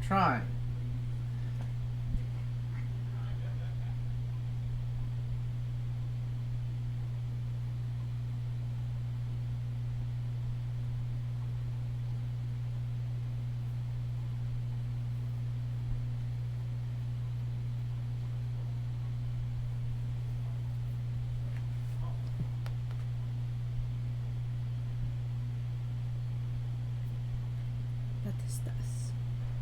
Netflix. Dum dum. Hey, it's software update. It's ready to install. But yeah, my first laptop I paid about $900 for, Uh-huh. and then they came out with, instead of the 1060, they came out with the 1660 for like $50, $100 more, and I'm going for that. And then now it's another $100 to go up to an RTX 2060. I'm like, they're eventually getting me up to the high price range.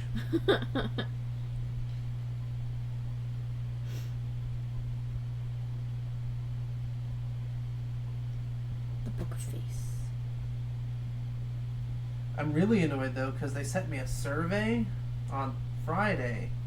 There's like, oh, fill out the survey for your Costco experience and get $100 gift card for it. Mm-hmm.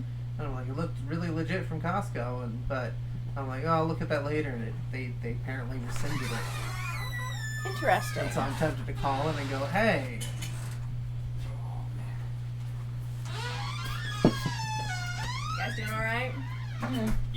needs more cowbell.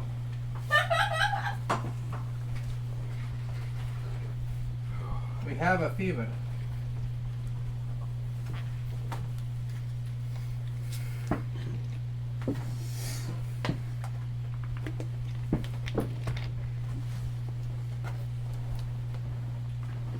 Oofed. So you say. Yes, I say. I almost wish we had live video streamed the Christmas episode from our last game. Oh God. Well, we didn't have video then.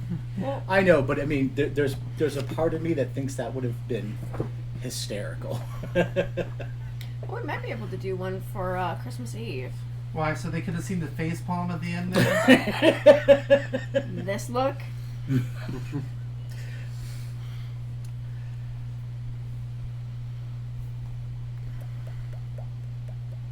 No, it's not.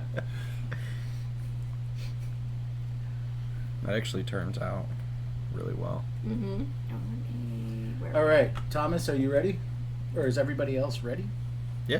Yeah. I If think you're so. ready, I'm ready. All right, Okay. come back. I want to see how this shows right here. You what? Someone see how that? Oh yeah, he just has a little outline in the middle there. Okay. You can see his hands. Yeah, but that's about it. You can see his hands. What we need to do is move the painting so the point is right above his head. Anyway, oh, yeah. So, all right. Let Thomas get comfy and then we'll. Oh, I'm not allowed to get comfy.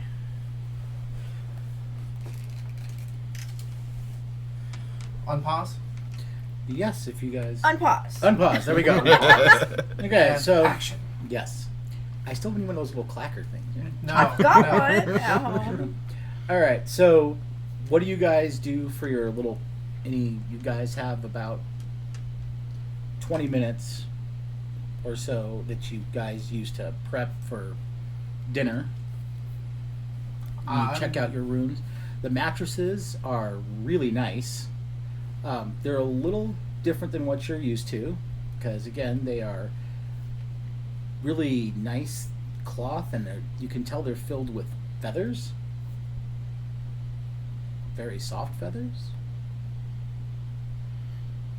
Cool. Was I able to get any charge at all from my bag? Because I have a solar laptop case that I use for my gaming bag. Is that able to charge my battery at all? No. No. No. It's not doing anything. No. Nothing. Nope. I'm gonna grab my smokes that I have with me and Okay. light one up. Just regular cigarette. Okay. I'm gonna get some potatoes.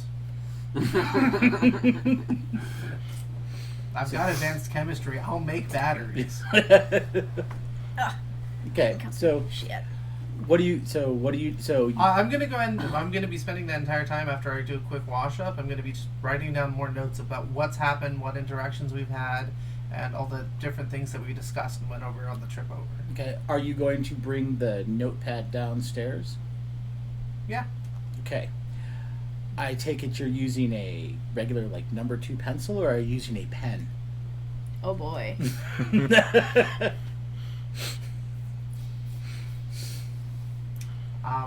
I do have mechanical pencils, but I do have a pen that I'm using, yes. So you're going to bring a pen. Okay.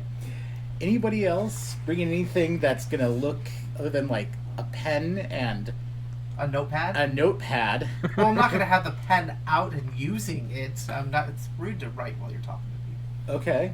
So, but you are going to bring the notepad out Yeah. so you can reference it. Okay. And you're going to bring out smokes. This ought to be good. Isabel, are you going to bring out anything that might lead people to believe anything else? Nope. Nope. Okay. I've got my gun tucked in my back. Well, yeah, I'm going to have my purse. Okay. All right. So you guys wash up and then head downstairs. You'll see the lieutenant as you guys are coming downstairs. He'll motion you over and he'll point at the seats. He will stand since there are 2 ladies. I'll do the same. Like, Well, you If guys I- are already standing, okay. yeah. So, well, I he'll- wasn't sure if we had like seated and they come in next together. No, I mean you all kind of come down together. Okay. And as you all sit down, he'll wait for the ladies to sit down, and then he will wait for the men, the other 2 men, and he will sit last. You will Interesting. notice that when he sits down, he will remove his sword and put it right next to him, so it's like within hand's grip, next to him at the table. And then he will motion over, and the owner of the establishment will bring over what looks like a large mound of meat.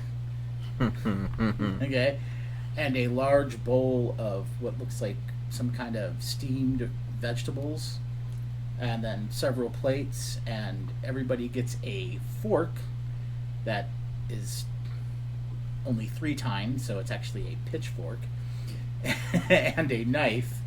There's a carving knife that is put with the meat, and then the innkeeper will, after he puts that down, will bring over your plates, bowls, and then he will bring over what looks like 2 large pitchers of what you assume to be some sort of beer.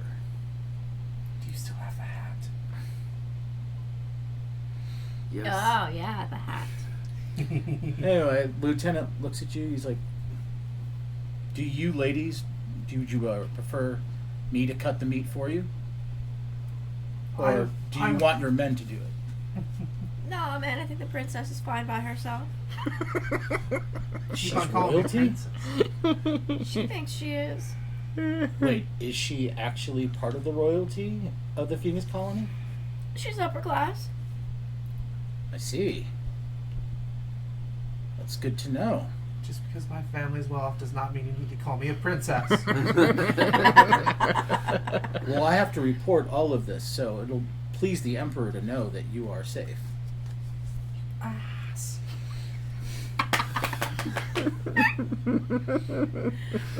I'm gonna baby you to sip my tea.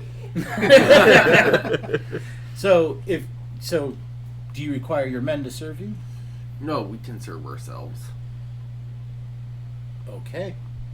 He's like, I'll take your lead, and he will just pass you the first large pitcher of what looks like beer, and he will allow you to serve yourself.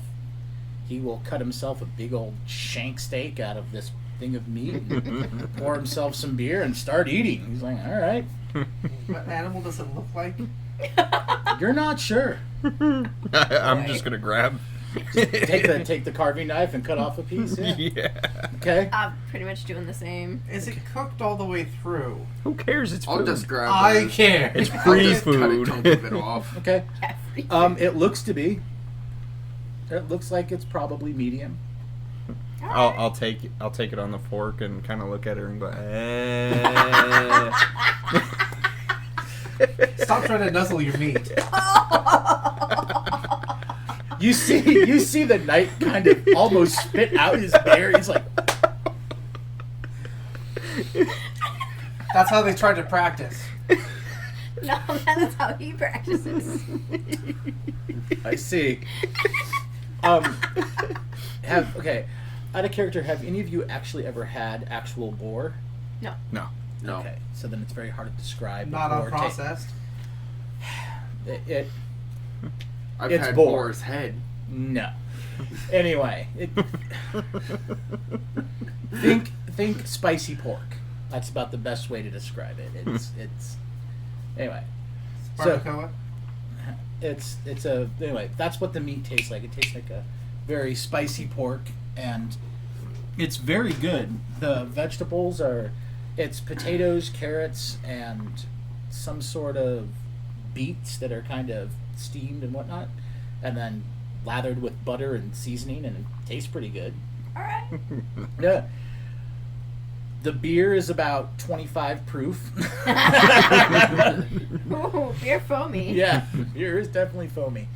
So yeah, I mean that's the meal, and as you about 15-20 minutes into it, the lieutenant will be like, "So, tell me, how bad was it at the Phoenix Colony?" That's all you. Let me see if I got a skill to help out with this. One moment. I don't know if I actually have a seal.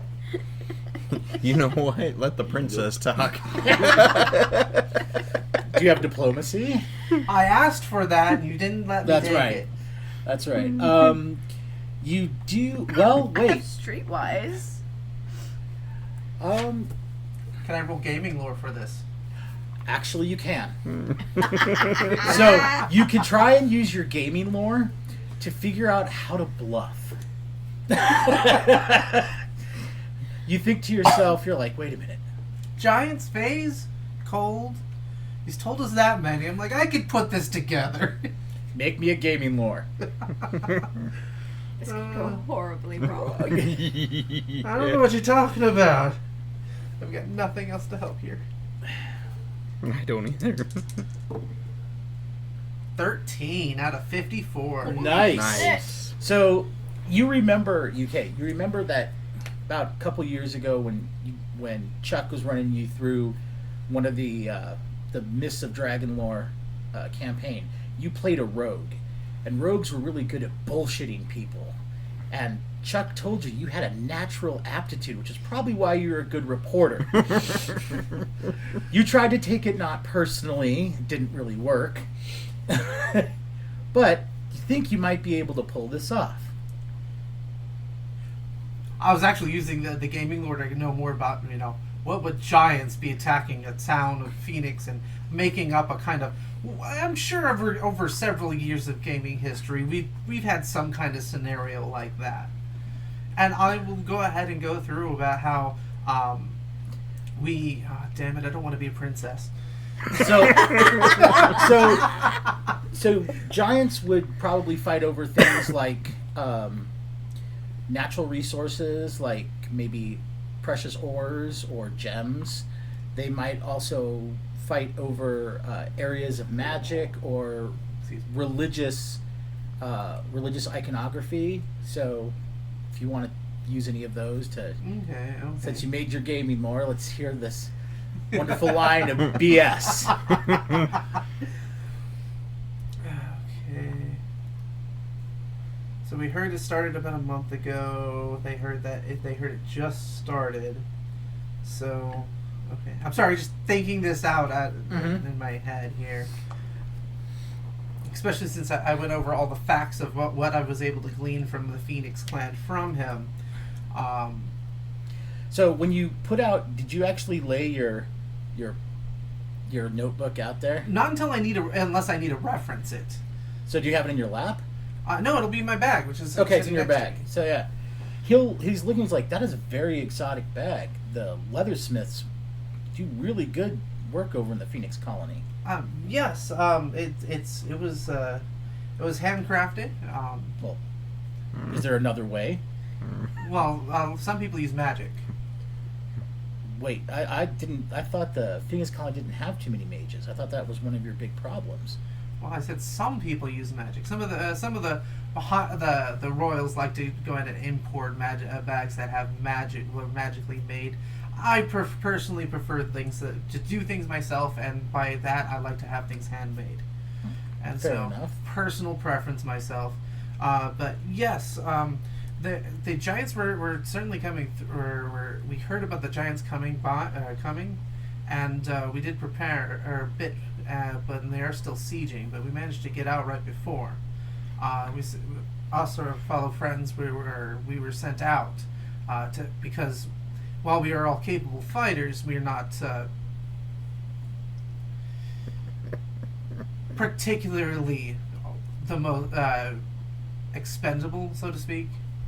Well, of course not, especially since you, according to your escorts here, you're highborn, which means you have at least some connection to the Emperor. Well, it's more like my father's assistant, advisor within. Digging myself even deeper. If any of the rest of you want to try and help out, make a gaming lore roll, or you could just sit there and watch her dig the hole deeper. I'm gonna light a cigarette. Okay. I'm gonna try gaming. Thanks. That'll help all of us. Holy shit. Because I'm kind of getting. I rolled the wrong die.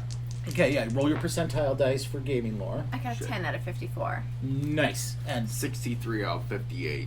But fortunately, with the giants aren't very subtle, so they didn't manage to ambush, and with their large size, it was easier to avoid any severe problems. so you're starting to think of, I'm sorry, Officer Shaw, you are starting to think of ways to possibly help her out. Yes, yes. I'm just gonna be Isabel, quiet. Isabel, you were planning on helping her out, and then you realized what character she was accessing. You remember, that bitch stabbed me in the back. And, oh my god! She's She's gonna do it again. she's gonna, you're like, I'm gonna get shanked. And you basically get yourself off track. So while you're thinking of a way to try and help her, the lieutenant looks over, he's like, whoa, what is that? Smells like dry leaf. You want to try some? No, we're not permitted. Oh, okay. Not while you're on duty, right? No. None of us of the guard are permitted to try any of the leaf. Not ever? No. All of the decorated knights are. It's part of our code. We cannot try any of the dry or wet leaf. Too many possibility of it being affected by magic that other people might utilize it. Fair enough. But I've never seen dry leaf compacted. What is that thing at the back? It's a filter. Filters out all the crummy stuff. So wait, it filters out the possibility of magic enhancements? Yeah, I guess. That's a way to put it. That's amazing. Wow. Yeah, you guys must be really important if you're allowed to partake of dry leaf. Only when I'm off duty. Yes, she was one of my longtime friends and escorts. Or he, sorry. Okay, I'm like, You know, Officer Shaw. Yeah, so you're her bodyguard. sometimes. When I need one. So what exactly is yours? I mean, you're obviously part of the Phoenix Colony, but what is your station within the Phoenix Colony?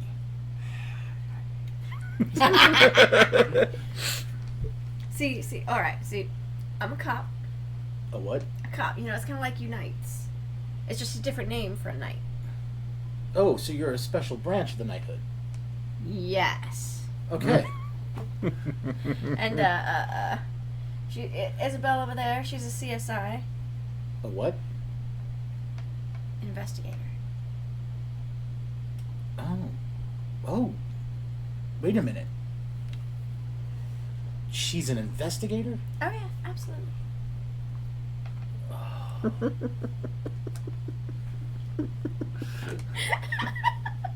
That can't backfire. What are He you gonna looks get, he Josh? looks I'm surveillance. he looks at you and he's like, I didn't think that any of the Phoenix colony had any psionicis.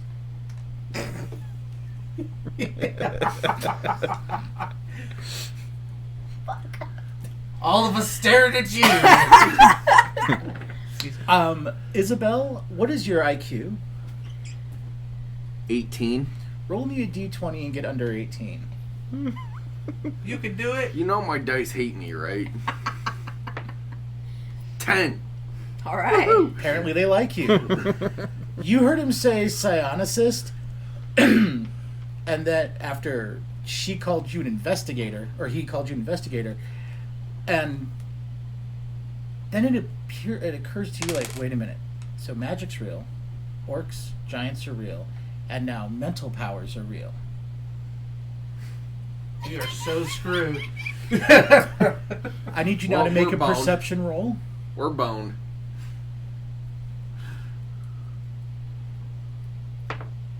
18. You're noticing that through the windows it's starting to get dark outside. You're wanting a little more light around here. And you're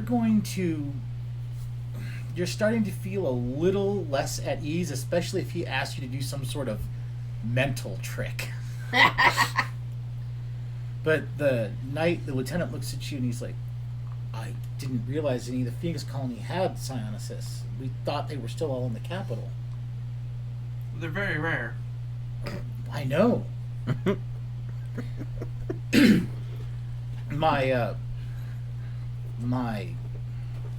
grandmother is in charge of the master collectors. Excuse me. That was you. I'm like, wait, what does that sound? It's feedback. Sorry, you wanted it live. Well, there This was it his is. idea. Speaking of him, I'll let the knight know that Bob here, he's our surveillance. Oh, you're the scout. Okay. Yes. And the princess over there is a reporter. What? Not a princess. That's a completely different thing. But I find the truth and I make sure the right people know that. Oh, you're the lore keeper. Yes. Okay. Okay. So you have a collector, or sorry, investigator. My mistake. And a lore keeper, and a scout, and you're a knight. Sure. Interesting.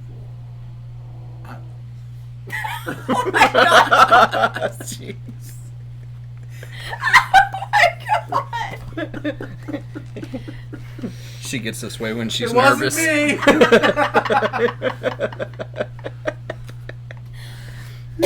Oh my goodness. Sorry, it's a lot of raw food.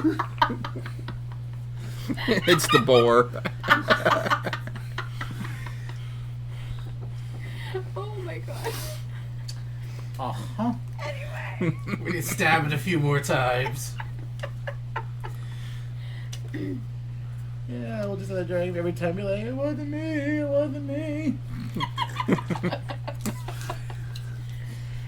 It's like, so now how long were you guys shipped to the Phoenix colony, or were you born there? I was born there. Well, that makes sense. I mean, from what I understand, at least what we've been told, the Phoenix colony has some of the best warriors that the Dominion has. A flex. Nice. My skinny ass. You're like,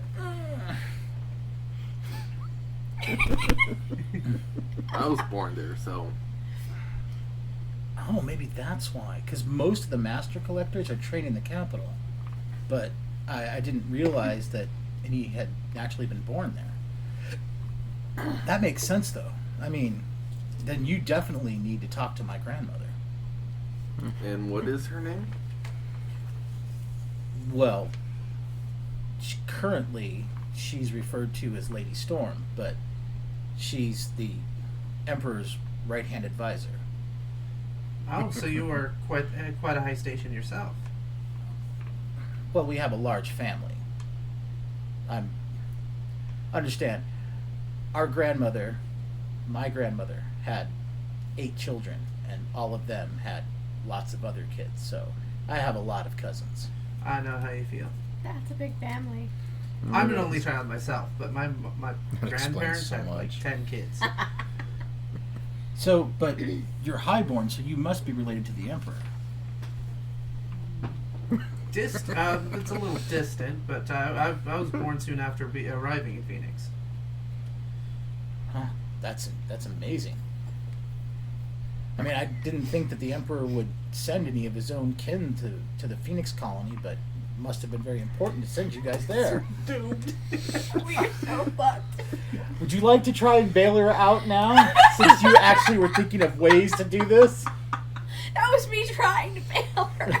It was We're boned. So, fuck. Bob, you're finishing your cigarette. Alright? So Looking for, and as you are looking for a place to put it out, one of the wenches will come by and she will bring you what looks like a large clay bowl. She will place it next to you. You can tell it's actually meant for pipes, but you can tell you can Okay. strip it out and put it in there if you'd like. She puts it next to you so that you have a place to put your butt. Okay. Anyway, you also notice that a lot of the people, I mean, the servers they'll refill your pitchers of ale, but they don't stay around too long. They give you, like, everyone in this place gives you kind of a wide berth. You know, because, you're special. Yeah. Yeah. So, as we were saying, we've been a bit out of touch. So what happened 50 years ago with the gnomes? What was the incident that happened? So, when we tried to make a peace accord with the mountain dwarves in the Old Kingdom, we met up with some gnomes initially that said they could help our people finagle their way through negotiations.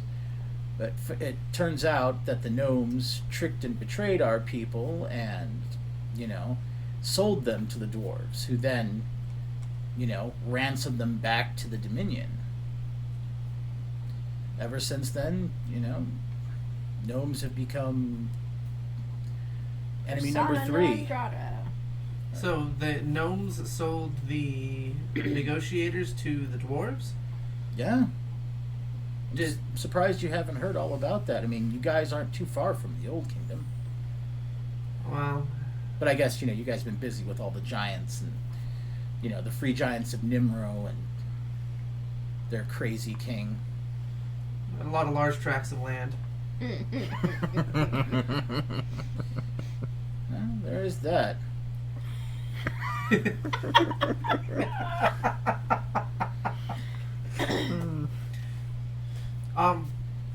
So you managed to get them back, and the dwarves said that they were sold by the gnomes? No. The gnomes traded them to the dwarves. The dwarves held them for ransom and sold them back to the Dominion. And then, there was that territorial war we had with the dwarves until a peace was finally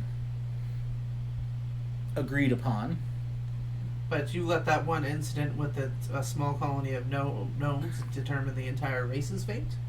No, you know how gnomes are. One gnome's just the same as every other.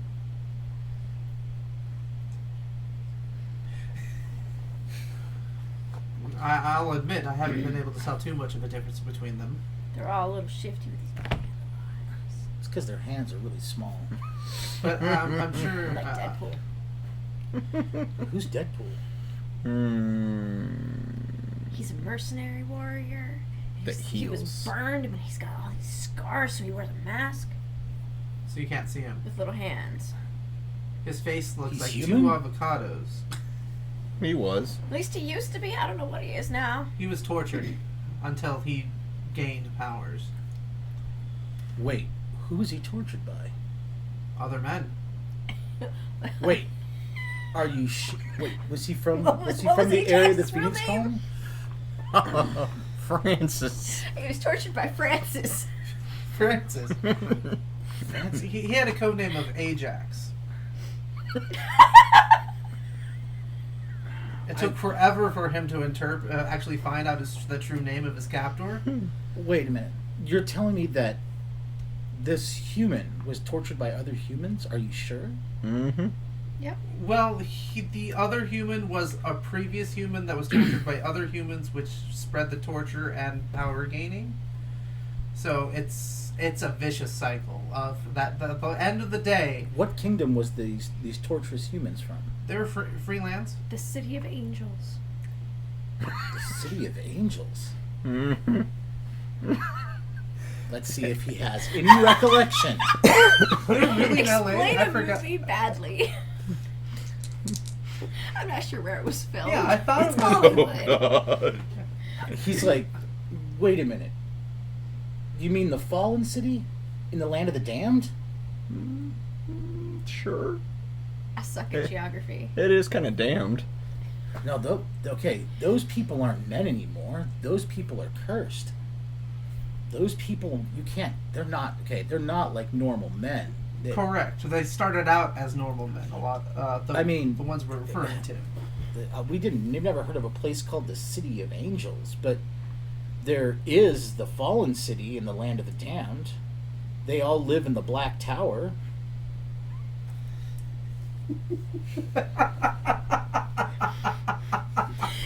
This is going way too far, Todd. Oh, Explain a movie badly. so He ended up killing most of them, so that issue was taken care of. So he's now a freelance mercenary that works for anybody? Yes, but Yeah, Mom. you got to be careful. He talks back a lot, and a lot of people have low tolerance for him. He ends up killing a lot of people he shouldn't because they don't like the way he talks. They call him the Merc with a mouth. I guess One I time could they tried to understand sew that. his mouth shut. It did not work Well, well wait. at all. Didn't work at all. Wouldn't people like you be able to handle that? From what I understand, master collectors like you can force people's mouths shut and control their minds. Yes, Master Collector. Isabel, you may attempt gaming lore to try and weasel your way out of this. Every time he says Master Collector, I'm trying not to say gotta catch 'em all. 31 out of 58. Okay, so Look at you and your high intelligence bonus. you know that he thinks you're some sort of psionicist, and from what you can gather, psionicist / investigator / apparently mind controller. Let's see you BS your way out of this one. I've never met this person personally. I've heard stories about him, but I've never met him. But people like you are born with the gift to control people's minds, correct? Yeah, correct. Theoretically. Theoretically. Some minds are stronger than others. Excuse me. Do you find the other races are easier or more difficult to control than, say, a rogue human mind? It really depends upon the individual. Some people are not able to be controlled at all. Others are super easy. That's what she said. From what I heard, you definitely want us to have a gnome's mind. They have really weird thoughts. Do you have latent psionic powers? No, I write stories about other people's experiences. I see. Well, then what do you think of our situation to the south? Oh God. So what's going on in the south? Are they still building the wall? Oh no. The Emperor is constructing a wall all around the strong borderlands of the Dominion of Man, but we were looking for a direct route to the land of the South Winds. That's all controlled by the Dark Elves. The Dark Elves have declared war on us, so we needed to actually find a way to breach their borders, because they're our closest enemies. When we finally made our peace accord with the dwarves said they would stay out of the way. They would not take the side of the Dark Elves, and they did say they would give us any intelligence that they could give us. So, I'll tell you what. This all works out good. I'll come down and help you. I'll find some areas for you. That'd be great. We can go down there and start scouting it out. Absolutely.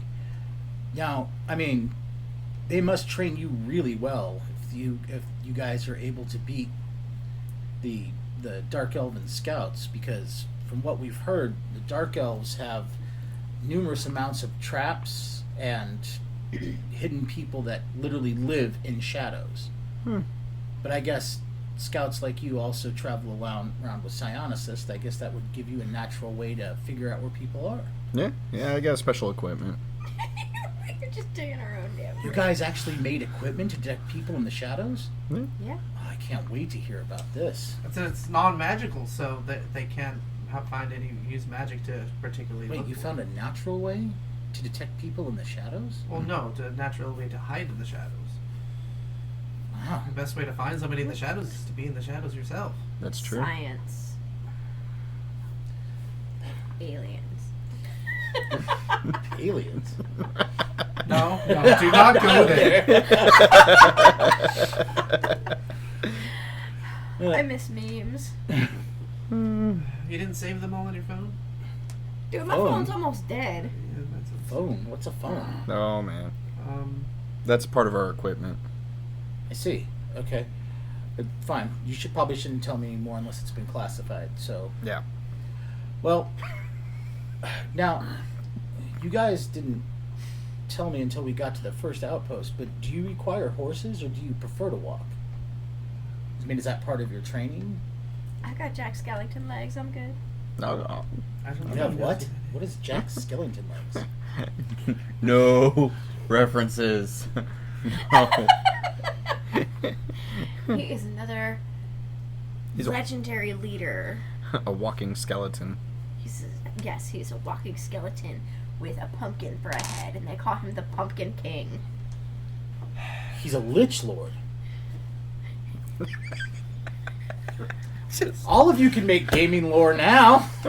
And you have his legs, huh? No. 85. 13 out of 58. I got 49 out of 57. 94. Okay. So, as soon as he says that, since the princess and the cop apparently Not goes a right princess. over their head, the surveillance specialist, Bob, and Isabel, our wonderful psionicist, your eyes get really wide because he made reference to something that, as far as game mechanics go, you know that's an undead mage that are really, really hard to kill.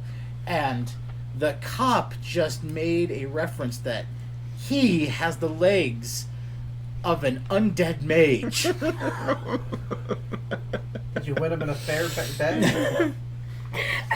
And that's why your eyes get really big as the lieutenant looks at you. He's like, how do you utilize something from a Lich Lord and not get corrupted? No. I don't actually have his legs. It's metaphorically. I have legs like him. Oh, but you know this Jack Skellington. Only the legend of him. I see. Okay. Is he something that the rest of the people in the Phoenix colony had to fight? No, we didn't have to fight him. One thing you'll come to realize is Officer Shaw loves to compare himself to legendary figures.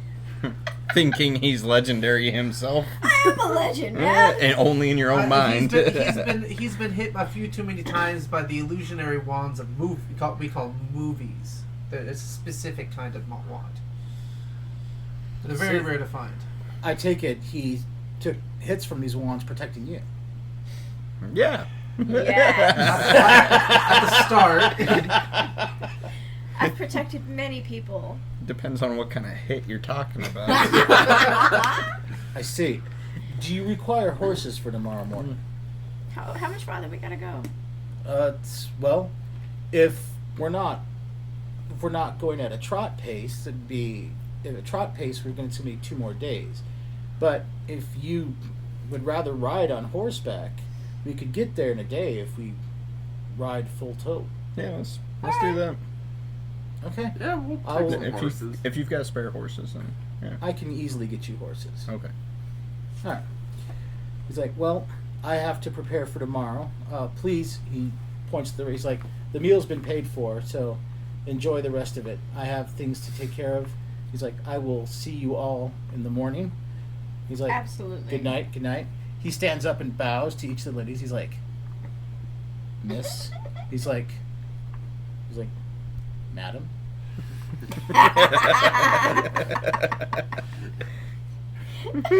He will take his sword and he'll leave, and you'll see him go talk to the innkeeper for a little bit, and then he will leave the inn for a while.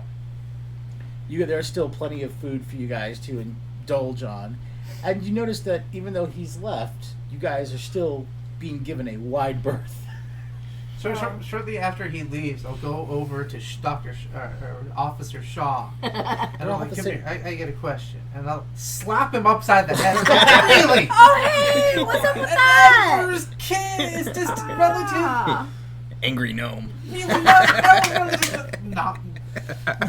We're supposed to be trying to help them. I mean, I guess we have no ties to them anymore other than my clothes is back there. Oh yeah. They're getting magic washed. Who So knows what Isabel, that is? while the princess is slapping the cop, do you have anything you want to say now that you're a psionicist? We're bound. Hey, at least Okay. I'm closest to Okay, guys. what's going on. This isn't that difficult. We've done this several times. We just need to make a backstory because apparently we're playing different characters now. I already got mine. We're good. Yours, I don't know. All right, so who you gonna be? Who you gonna be? Well, we already know our classes. You're I'm a the knight. psionicist, the knight, the scout, and I'm the lore keeper. Royalty lore keeper. Yes, the royal lord keeper. Not royal. You are now. You're highborn lore keeper. You're somehow either closely or distantly related to the emperor. Yeah, that's not going to go well for anybody. Ooh. It said there was orcs, goblins. We saw orcs. Yeah, we saw gnomes, orcs. Dwarves, dark elves. Yeah. Giants. I hope they're not those really evil dark elves. Dark elves are usually like super evil. Like you. I'm not evil. So does anybody here actually know how to ride a horse? I seen it in a movie once. I've been to medieval times. I've seen people do it, and I rode a horse in 5th grade. Okay, you're better off than me. I've been on a horse. Of course you have. Oh, it's totally what she said. I said horse, not stallion. Hey. Dun dun dun. So you go both ways. College years are behind me. I'm sure they were behind you. What are we gonna do about the talking? Because we obviously are. Did gonna you have end up more- on the college calendar? The college girls of ASU? I'll probably publish the calendar. Alright. So, you guys can enjoy, like I said, whatever you don't eat or drink, they'll eventually take away. But you guys can eat and drink your fill. They will keep bringing you beer. Yes. If after you've had does anyone have more than 2 glasses? No, How I'm big just are the gonna have the glasses? one. No, Okay. I'm just gonna have the one. Okay. How big are the glasses? They're Oh, Pop steins. Sir Okay, Shaw so says I'll Yeah. feel like I have two. I'm good. I'm gonna keep drinking, man. After your second drink, you're gonna make me a save versus poison toxins. Just a 20, right? Yep. 13 total. after your like third stein, you're like, okay, this is a lot more potent than you remember beer being. You're like, you probably are gonna stop. Otherwise, you're not sure you're gonna be able to make it up the stairs because the stairs keep doing this. Oh, the escalator's working. That's like this. Yeah. There's like, it keeps going from one staircase to two staircases to one. You're like, nope. Oh man, I got this. I got this. Yeah. I got this. You need help there, buddy? No, man, I'm cool. Alright. But after you guys eat and drink your fill, Hold you up. can go up to your What room. is that sound? What sound? Is it me? I don't think so. It was a. Yeah, I heard it too. Wasn't me. Maybe it's the neighbors getting busy again. That was a long time ago. We're like, oh wait, we're gonna stop our podcast. Why? Because we heard you could Because we're adult rated, we are not porn rated was just faint enough, but you could hear the. We're like, okay, yeah, no, we're gonna pause here. Time to turn on the microwave. Sounds like her college days. Yeah. Oh. All right. So you guys go upstairs and eventually get some sleep. Anybody do anything particular while they're in their rooms? Yes. I'm gonna look up and see if I can find the key terms like psionicist, lore keeper, in the book, game book. we Yes. Oh, Yeah, I'm gonna dig through my portals book. okay. Yes. So- am I. All right. This ought to be fun. All right. So, are you just going to flip through or are you going to actually look through the table of contents? have. Glossary. Yeah. The Okay. appendix. Okay. Of course. I'm gonna look for some dark elves Okay. Out in the city or in the book? in the book. Oh. Okay. So, are you just like looking through for pictures or are you like them using like the glossary and the index and whatnot? Well, I've got research. Okay, I so wanna- yeah. All right, so if you have research, you can make your research All roll. right. Otherwise, you can just make me perception. I'm just reading through it. Okay. I didn't get my research roll. Okay, so just make me a perception. Just roll a d20. All right. Nope. Okay. I got a 9. Okay. 9 on my Nine. research. Okay. 7 on perception. Okay. So the research queen, you instantly find what you're looking for. The rest of you will take about 15, 20 minutes. It's like all new gaming books. You're like Yeah. that fresh crack open. You're like, you get distracted by new book smell, the glossy Absolutely. pages. Yeah. It's a nice book. What all of you will find, and then I will deal with what Miracle specifically is looking for. But what all of you will find is that the book Portals, the book is based on characters starting in one area and finding magical portals that can transport them to different worlds. So you guys start looking up different worlds that might have their high fantasy worlds, high tech worlds, low fantasy worlds, high magic. There's different, you get the idea. There's all different types of worlds you can be transported to. When you look up things like, when you're looking specifically for dark elves, you'll find high fantasy and high magic worlds have different types of elves. In those, when you look up the different types of elves, there are high elves, middle elves, sun elves, moon elves, dark elves, shadow elves. There are tons, and some are different names for the same thing, while others are varying different classification of elves. You will, since you were specifically looking for dark elves, you will eventually find that in most cases, much kind of like your gaming world, dark elves are usually portrayed as mostly evil. They are highly aggressive. They're very good at stealth and assassination, poisoning. They're usually depicted as, very dark and evil, foreboding characters, although there have been the odd, heroistic, good dark elves here and there. So, they'll give you examples and things like that as you're kind of looking through it. For looking through, when you start looking through the different types of worlds, specifically Officer Shaw, since you were kind of generalizing things like that, you'll find that a lot of the worlds that are high magic or high fantasy have a bizarre connection to the rest of their universe. Like magic kind of usually binds their universe with other worlds and things like that, which is a lot of ways that portals transport one way through another. And you get kind of an idea that you kind of see the basis of how this game system would work. You're like, okay, I get it. Like, you could be in New York in 1984 and a random portal opens up and sucks you through, and next thing you are in an area, in a world that's high magic and high fantasy, and you can get sucked through a portal there that takes you to nothing but a universe where it's all tech and no one's ever heard of magic. And this would kind of explain why some people get something called culture shock. Okay. You actually find several tables, not as many that are in here, but several tables that deal with people getting culture shock. Certain things, certain effects of culture shock are people drastically changing their personality or gaining minor disorders or even major disorders because they can't quite deal with reality. Most of the way these people get cured of this is finding somebody to help them understand and get a grasp on reality. The better the grasp on reality, the less they have to deal with things that are like that are culture shock. Okay. All right. And Isabel.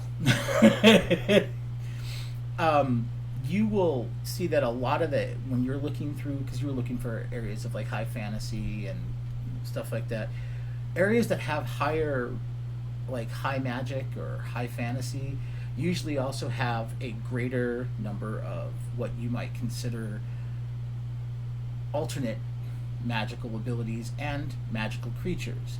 Most of those things that have, most of the areas that have elves and orcs and dwarves and magic also have things like trolls and giants and dragons and, you know, things like that. And you're like, dragons? Oh no, you're hoping dragons aren't real. Psionicis is another word for like psychic powers, and you're like, oh great, how am I going to fake psychic powers? How good at your reading, cold reading. How in the world are you going to fake that? You know? But you do know that magic actually does exist because you guys have seen it. It's freaked you out enough. Yeah. Yeah, and when you go to your room, you make sure your room is well lit. I mean, you go to turn down the light, you're like, nope. Turn that light back up, turn that one. Oh, you're going to sleep just fine. No shadows for you. I'm not worried. I went to college. I'm good at faking it. Oh. All right, now, That explains Miracle, so much. you were specifically researching what? I was specifically researching some of the terms that he was saying, such as the master collector, lore keeper. Master collector isn't in there. Lore keeper is a general term for someone who kind of records history. Specifically, they're usually in a lot of like dwarven society, barbarian society. They keep all the legends and lore because that's the way the history is taught. You know, and since you said you get all this information and then keep track of it so that other people can learn it, you're like, okay, so a lore keeper, kind of like a reporter, sure. Right? Psionicis, though, specifically refers to someone with psychic abilities, and potent psychic abilities at that. When you're looking through the book, under psychic abilities, there are tons. And it also, there are like little asterisks where you will find psychic abilities in certain worlds where others you won't find any psychic abilities because for whatever reason, either this world dampens the ability of psychic abilities, or other areas because it's so magic rich or psionically rich, or for whatever, the stars are always aligned right, that people are naturally born with psychic abilities more commonly. So it depends on the type of world that, at least as far as the game goes, it depends on the type of world you're playing in. Now, is there a specific term for the people that are traveled and switched between the dimensions? Is there any reference to them? There is a How they're reference. There is a reference in the book to dimensional travelers. They are usually referred to as temporal wizards, temporal raiders, temporal warriors. We're not claiming to be them. Also, I know nothing. Also, Jon Snow. also dimensional travelers, dimensional warriors. There's also ones known as shifters, because normally from the games you've played, shifters are usually refers to shapeshifters, but in the Portal game, shifters is a reference to people that literally can shift themselves and even groups of people in between different planes. Okay? And the strongest shifters can open up massive portals and bring whole armies through from one plane to another. Alright? You also read that there are several, at least in the Portal game, there are several races of beings that are naturally good at dimensionally traveling. Some of those races are demigods, dragons, godlings, certain subclasses of demons, and this starts to worry you that these things might actually be walking around. I've got a list of different things I'm going to be researching. That's fine. You can write them down if you know them right now. Well, I'm going to be looking for trickster gods. I'm going to be looking, because that's the best way to explain our situation is to go, we aren't from this realm, but this god over here sent us here without our knowledge, kind of thing. It's an Okay. easy enough ploy to bring off. You on can people. find a list of trickster gods. Sure. I'm looking for psionics and those that I can find a way for her to fake. You will find a list of psionics in the Portal book. Okay. There's about 160 of them. I'll put little. I'll pull out my sticky notes. I'll And start- some of them you're sitting there going, okay, you're not really sure how she's going to fake telekinesis, but mind reading, you do know, at least where you're from, there are people that fake being mind readers all the time just by being able to read physical cues and things like that. Yeah, easily. There's also I know a bit about that with my psychiatry. There's hypnotists as well as Right. those cold reading and hot reading people Yep. to figure the stuff out like that. So I Yes. can maybe help her out with that. Right. You also, now, one of the psionic powers is mass hypnosis, where they literally can just mentally, apparently hypnotize whole rooms of people at once. You know it can be done, but usually people with that level of power, that ability to hypnotize, whole rooms of people, they don't usually do it on the scale that the psionic power says, because the psionic power has it so that they could do anywhere from 60 to 100 people by spending psychic energy and be like, you're all my butt puppets. And, How much psychic energy do you have? yeah, again, you don't This even know. much. Yeah, you don't know how to gauge psychic energy yet. Oh, it doesn't say in the book what the No, the measurement book. of it is. Oh no, the book describes the Portal book describes certain races have a certain amount of psychic energy innately. Other races have higher. Other races have lower. You're not sure how to gauge hers. I mean, this might be something to discuss while you're clip-clopping on a horse tomorrow. This is going to be so much fun watching you guys get on a horse. Oh, man. Anyway, so Can that, my horse have training wheels? well, what you're about Buckle you to, into the saddle. yeah, you're about to find out. Hmm? It's not the first time I've been strapped on a saddle. Yeah. So, all right. So you guys, that's what you guys do until you fall asleep. You, around a little after dawn, there is what is considered to be a courtesy knock at your door. No one tries to enter, but they knock. You'll hear a woman's voice go, "Time to wake up. Your breakfast will be ready in a half hour. Time to wake up. Your breakfast will be ready in a half hour." So you'll all get that it's the equivalent of a wake-up call. Yeah. Food? Hmm? Yeah.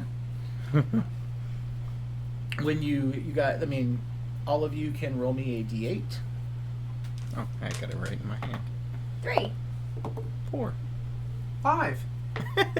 8. Oh, I was With hoping you for the breaking same. our rolls here, man. So, due to the fact that you all slept well. Due to the fact you had all the lights on, as soon as someone knocked at your door, was like, "Time to wake up, Foos." You're like, "Boom, okay, I'm up."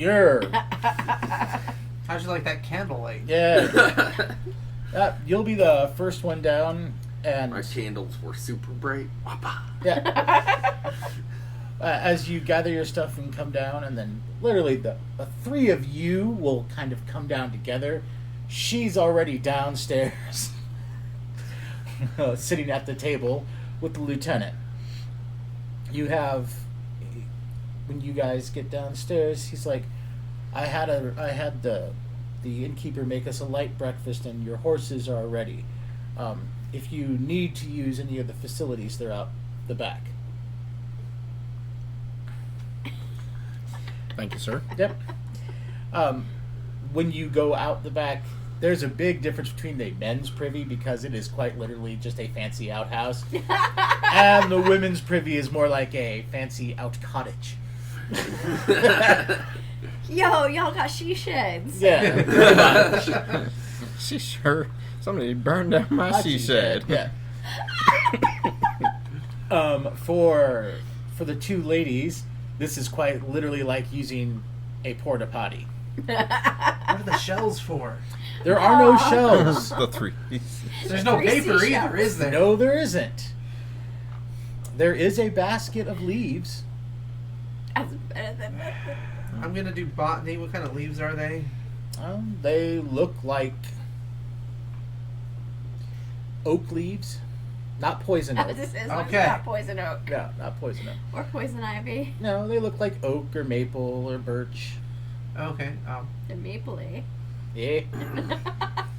So I'll make sure to use the proper side if there is a proper side to the leaf. Sure. You're gonna get a I stem don't know. in the ass. There might be Oh, a softer side of the leaf. If you use the back side of the leaf, it's got the ridges to collect more. So you start with that side and end with the other side. You realize it's literally like sitting on it's a toilet that's got a hole, and then there is a bucket you pour water down into after using your leaf. I'm pouring the water on it first to wipe off the toilet seat or whatever it is. Okay, whatever. And then I'm going to waste a couple of leaves trying to dry it off enough to use. Yes. Like I said, you guys will And then I'm love going to use that. hand sanitizer afterward. On everything.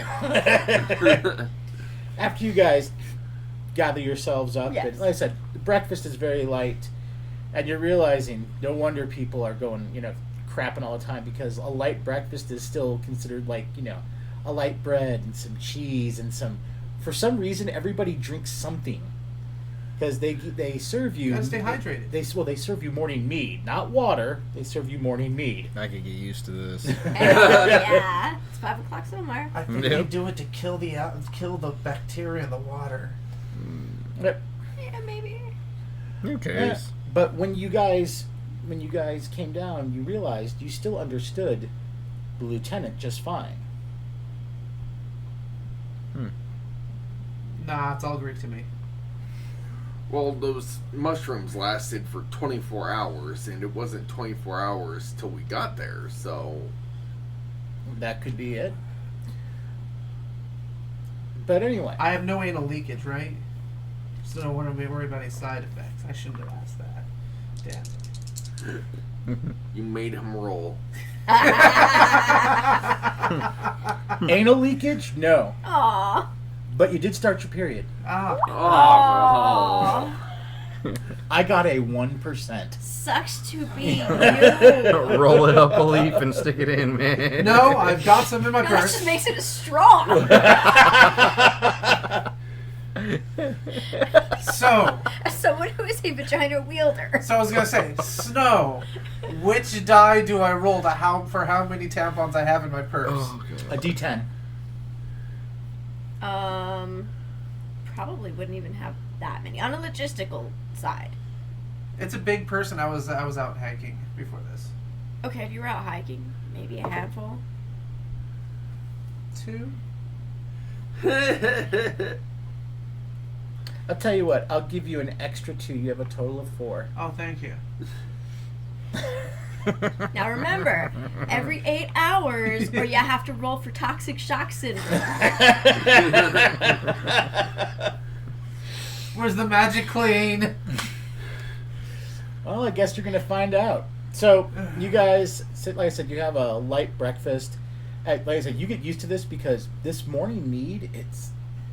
You ever had like really sweet berry wine? Mm-hmm. That's essentially what morning mead is, Nice. except mead's a little heavier when it's actually made right.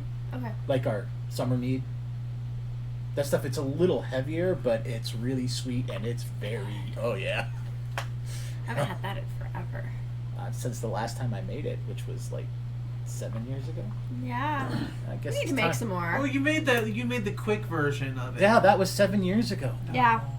Yeah, it's been that No. long. I could have sworn it was like 4. Well, Yes, well, we're getting that old. Anyway, Holy crap. anyway, so you gave guys, me you guys so have. long. I've never been fortunate enough to have mead. That's because you're the newest member of the group. But when we make it, you will have some. Sorry, you have to Absolutely. wait another 7 years. Nope. So anyway, you guys, when you get done and using the privies, you find the lieutenant outside, and he assumes since you two are men that you can get up there. But he will walk up to you and he's like, "My lady, would you like help up?" And he offers you his hand to help you get in to the saddle. I've got this.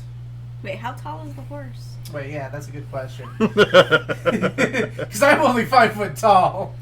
It's a medium war horse. Ah, crap. There's no way Okay, now I'm so- getting You're up gonna have there. to side saddle it. Well- Maybe a Frisian?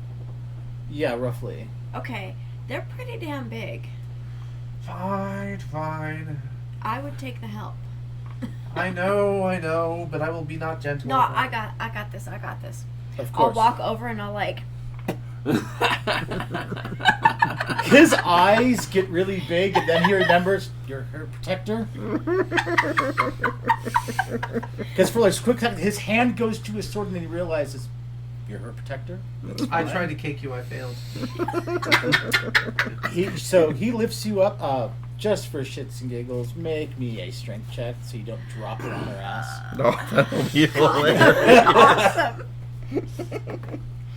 9 out of 18. Officer Shaw picks you up and places you like genteelly. You'll notice the saddle for you and for you do not look like the military saddles that the men have. Yours are actually more meant. It's almost like for comfort. So you don't have to sit side side. You can actually straddle this and sit comfortably. They're actually more hand carved for you to be comfortable in. I'm not going to be comfortable no matter what. I'm just letting you know. And then, since you helped her, the Lieutenant Walker's like, Thank you, but I hate you. would you like some help up? Yes, please. Okay. So, he will offer his hand, and he will take between his hand and put out his knee so you can use his knee to step on and kind of guide you up. Okay. Right? You can make me a PP check. Crap. All you gotta do is roll a d20 under your PP. Hey, I got 9 out of 12. Okay, so you kind of move around and you're okay. Now the two of you, Oh boy. Okay. do either or both of you have sense of balance? I should. You should because you're a cop. I don't think I do. I have athletics.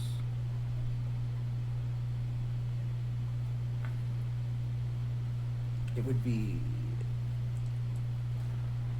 okay. So Nope. Nope. you both are gonna make me PP checks to try and put your foot, grab hold, and swing yourself over. I got, what is it? A 6 out of 14. Nicely done. 16 out of 15. You grab hold with your bag. You launch your bag over first and throw yourself over the horse. Lieutenant runs over and he's like, "Are you okay?" First We're time. cool. I think Officer Shaw may need some help up. I think I just had too much to drink at breakfast. We're good. He's like, "Oh, I apologize. I assumed after watching you drink last night, mead would have no effect on you. I got this. Well, from last night through this morning, there was really no recovery He'll time. put out his gauntleted arm so you can grab hold since you threw yourself over. No, man, I got this. I got this. Alright. We're cool. Okay. So- There was really no recovery I'm gonna time. say it was 15.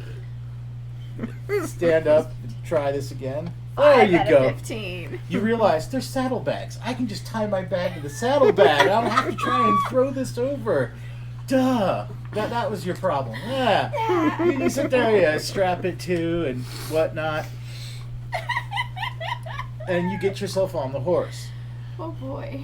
You realize the knight will actually get up, and since he's going to be riding, you guys will be riding fast, he's actually wearing field plate instead of his full heavy plate this time. Okay. So you'll realize he's got a larger bag that's clanking on the back of his heavy war horse, and he's wearing half the armor. So he can easily sling himself on because, yes. So he's like, so once you guys are all situated, he's like, all right, follow me. I will try and get us there as fast as possible so you can make your reports and get back to your people as safely as possible. And now you guys are going to roll percentile dice as you follow him. I'm gonna die.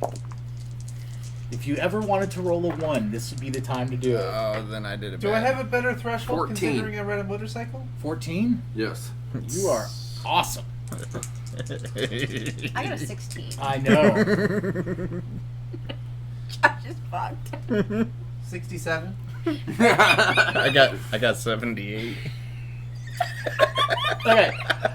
I need both of you to make PP checks. I don't have to go.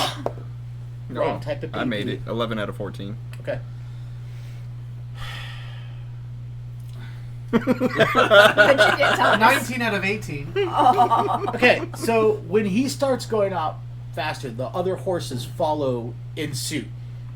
Initially, Bob, you started to fall off, but you managed to hold on. You, our dear princess, Not a princess! as your horse bolted, your I swear horse. the first person to get killed is going to get shot by me for calling me princess. Because you were right in the middle.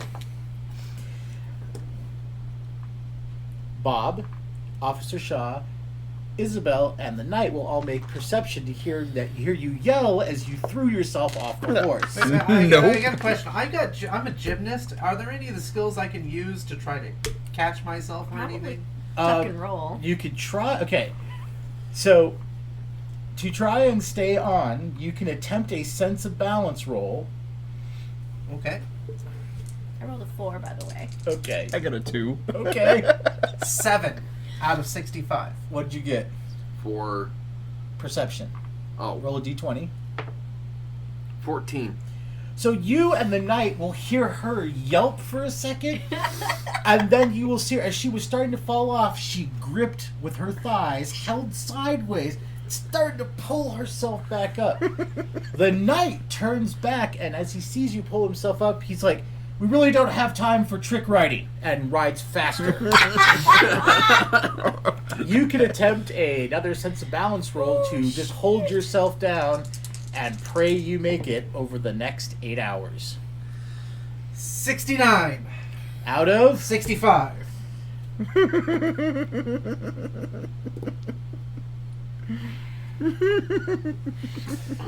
realizing that you were having difficulty, he slowed down so that all the rest of the horses would slow down. Lieutenant comes up, grabs hold of your horse, and ties you to him. Looks at the other three of you and says, "Do not lose focus," and then gilds his horse on. So you are now literally your horse and his horse, and you and him are tied as he is hauling ass trying to get you to the Citadel. We better have something important to report. No kidding. Anybody work on their backstory? I'm got- right. My story is easy. Yeah, he will. Your ass is going to be sore by the end of this. The rest of you will be because you're riding so fast and you're not used to hitting your ass a She should lot. be. Oh. Reporter, not porn star. I was then so- again, it is ASU. Sorority girl. Anyway, so I swear the first complaint we get because someone watching this goes to ASU, I'm just gonna give them your number and be like, for complaints, please talk to Thomas at. But 8 hours later, you guys will end up at what is known as the Golden Gates of the capital city of the Dominion of Man. He will slow down. He will have slowed down right before like the last half mile, so that you guys don't look like you're panicked, and also so you guys are not in bad shape. So I'm no longer tied to him? Yes. Okay. And he will lead you I was in. glaring at you the entire time. What? What'd I do? He will lead you through as you guys are first coming in through the Golden Gates. He'll open his surcoat and flash what looks not like a badge, but an actual scroll. He will show it to the gate guards, and they will just wave you guys through. All right. The city proper itself is gorgeous. It's all cobblestone. Roadways. The city is built like a giant citadel at the top, and then everything comes down. Mm-hmm. Picture Minas Tirith less into a mountain, but if it were just one large temple. So he leads you guys in, and as you guys first come in that first street, he will lead you to the right, and then he will stop at an inn. He'll untie his horse first and get off, and then help you down, assuming you two can get down yourself, and Yeah, he'll absolutely. tie up your horses. Getting down's the easy part. Yeah, you just gotta. That's why he's helping you down, because yeah. Hey, I have failed to get down for the last so many hours. Yeah. Yes, that's because you've been using your thighs like vice grips and holding onto the poor horse. But he's like, I will establish rooms for you here at this inn. The inn is called the Golden Dragon. He's like, it is the finest inn in the outskirts. I will establish rooms for you, since you need to report as soon as you can. He's like, the Skull Crusher Italian house is straight down that way. You cannot miss it. It bears this mark. And he shows you the mark you saw before that was on the shields of the mailed hand crushing a skull. So he points the way to you, so you guys can walk there, get your wiggly wobblies, back, so you're like, oh, my thighs. Yeah, any of you who've ever actually ridden a horse for a long period of time, after even not at a running pace, just at a trotting pace after hours, your thighs are sore. So But the steaks are good. Yeah. But like I said, he will establish rooms for you since you guys have something to report. And you guys can go and walk down there and do that now. Yeah. And we should probably call it a night here. While we make up a story. Yes. Okay, we can stop here. This is a good place to stop for next week.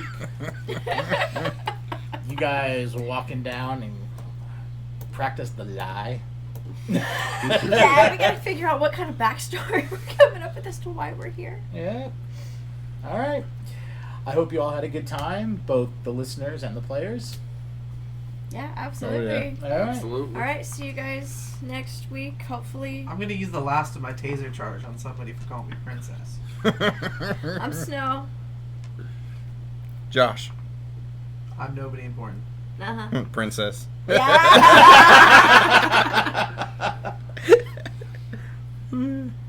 Kevin. Todd. And we'll see you guys later. All right. Give me 2 seconds while I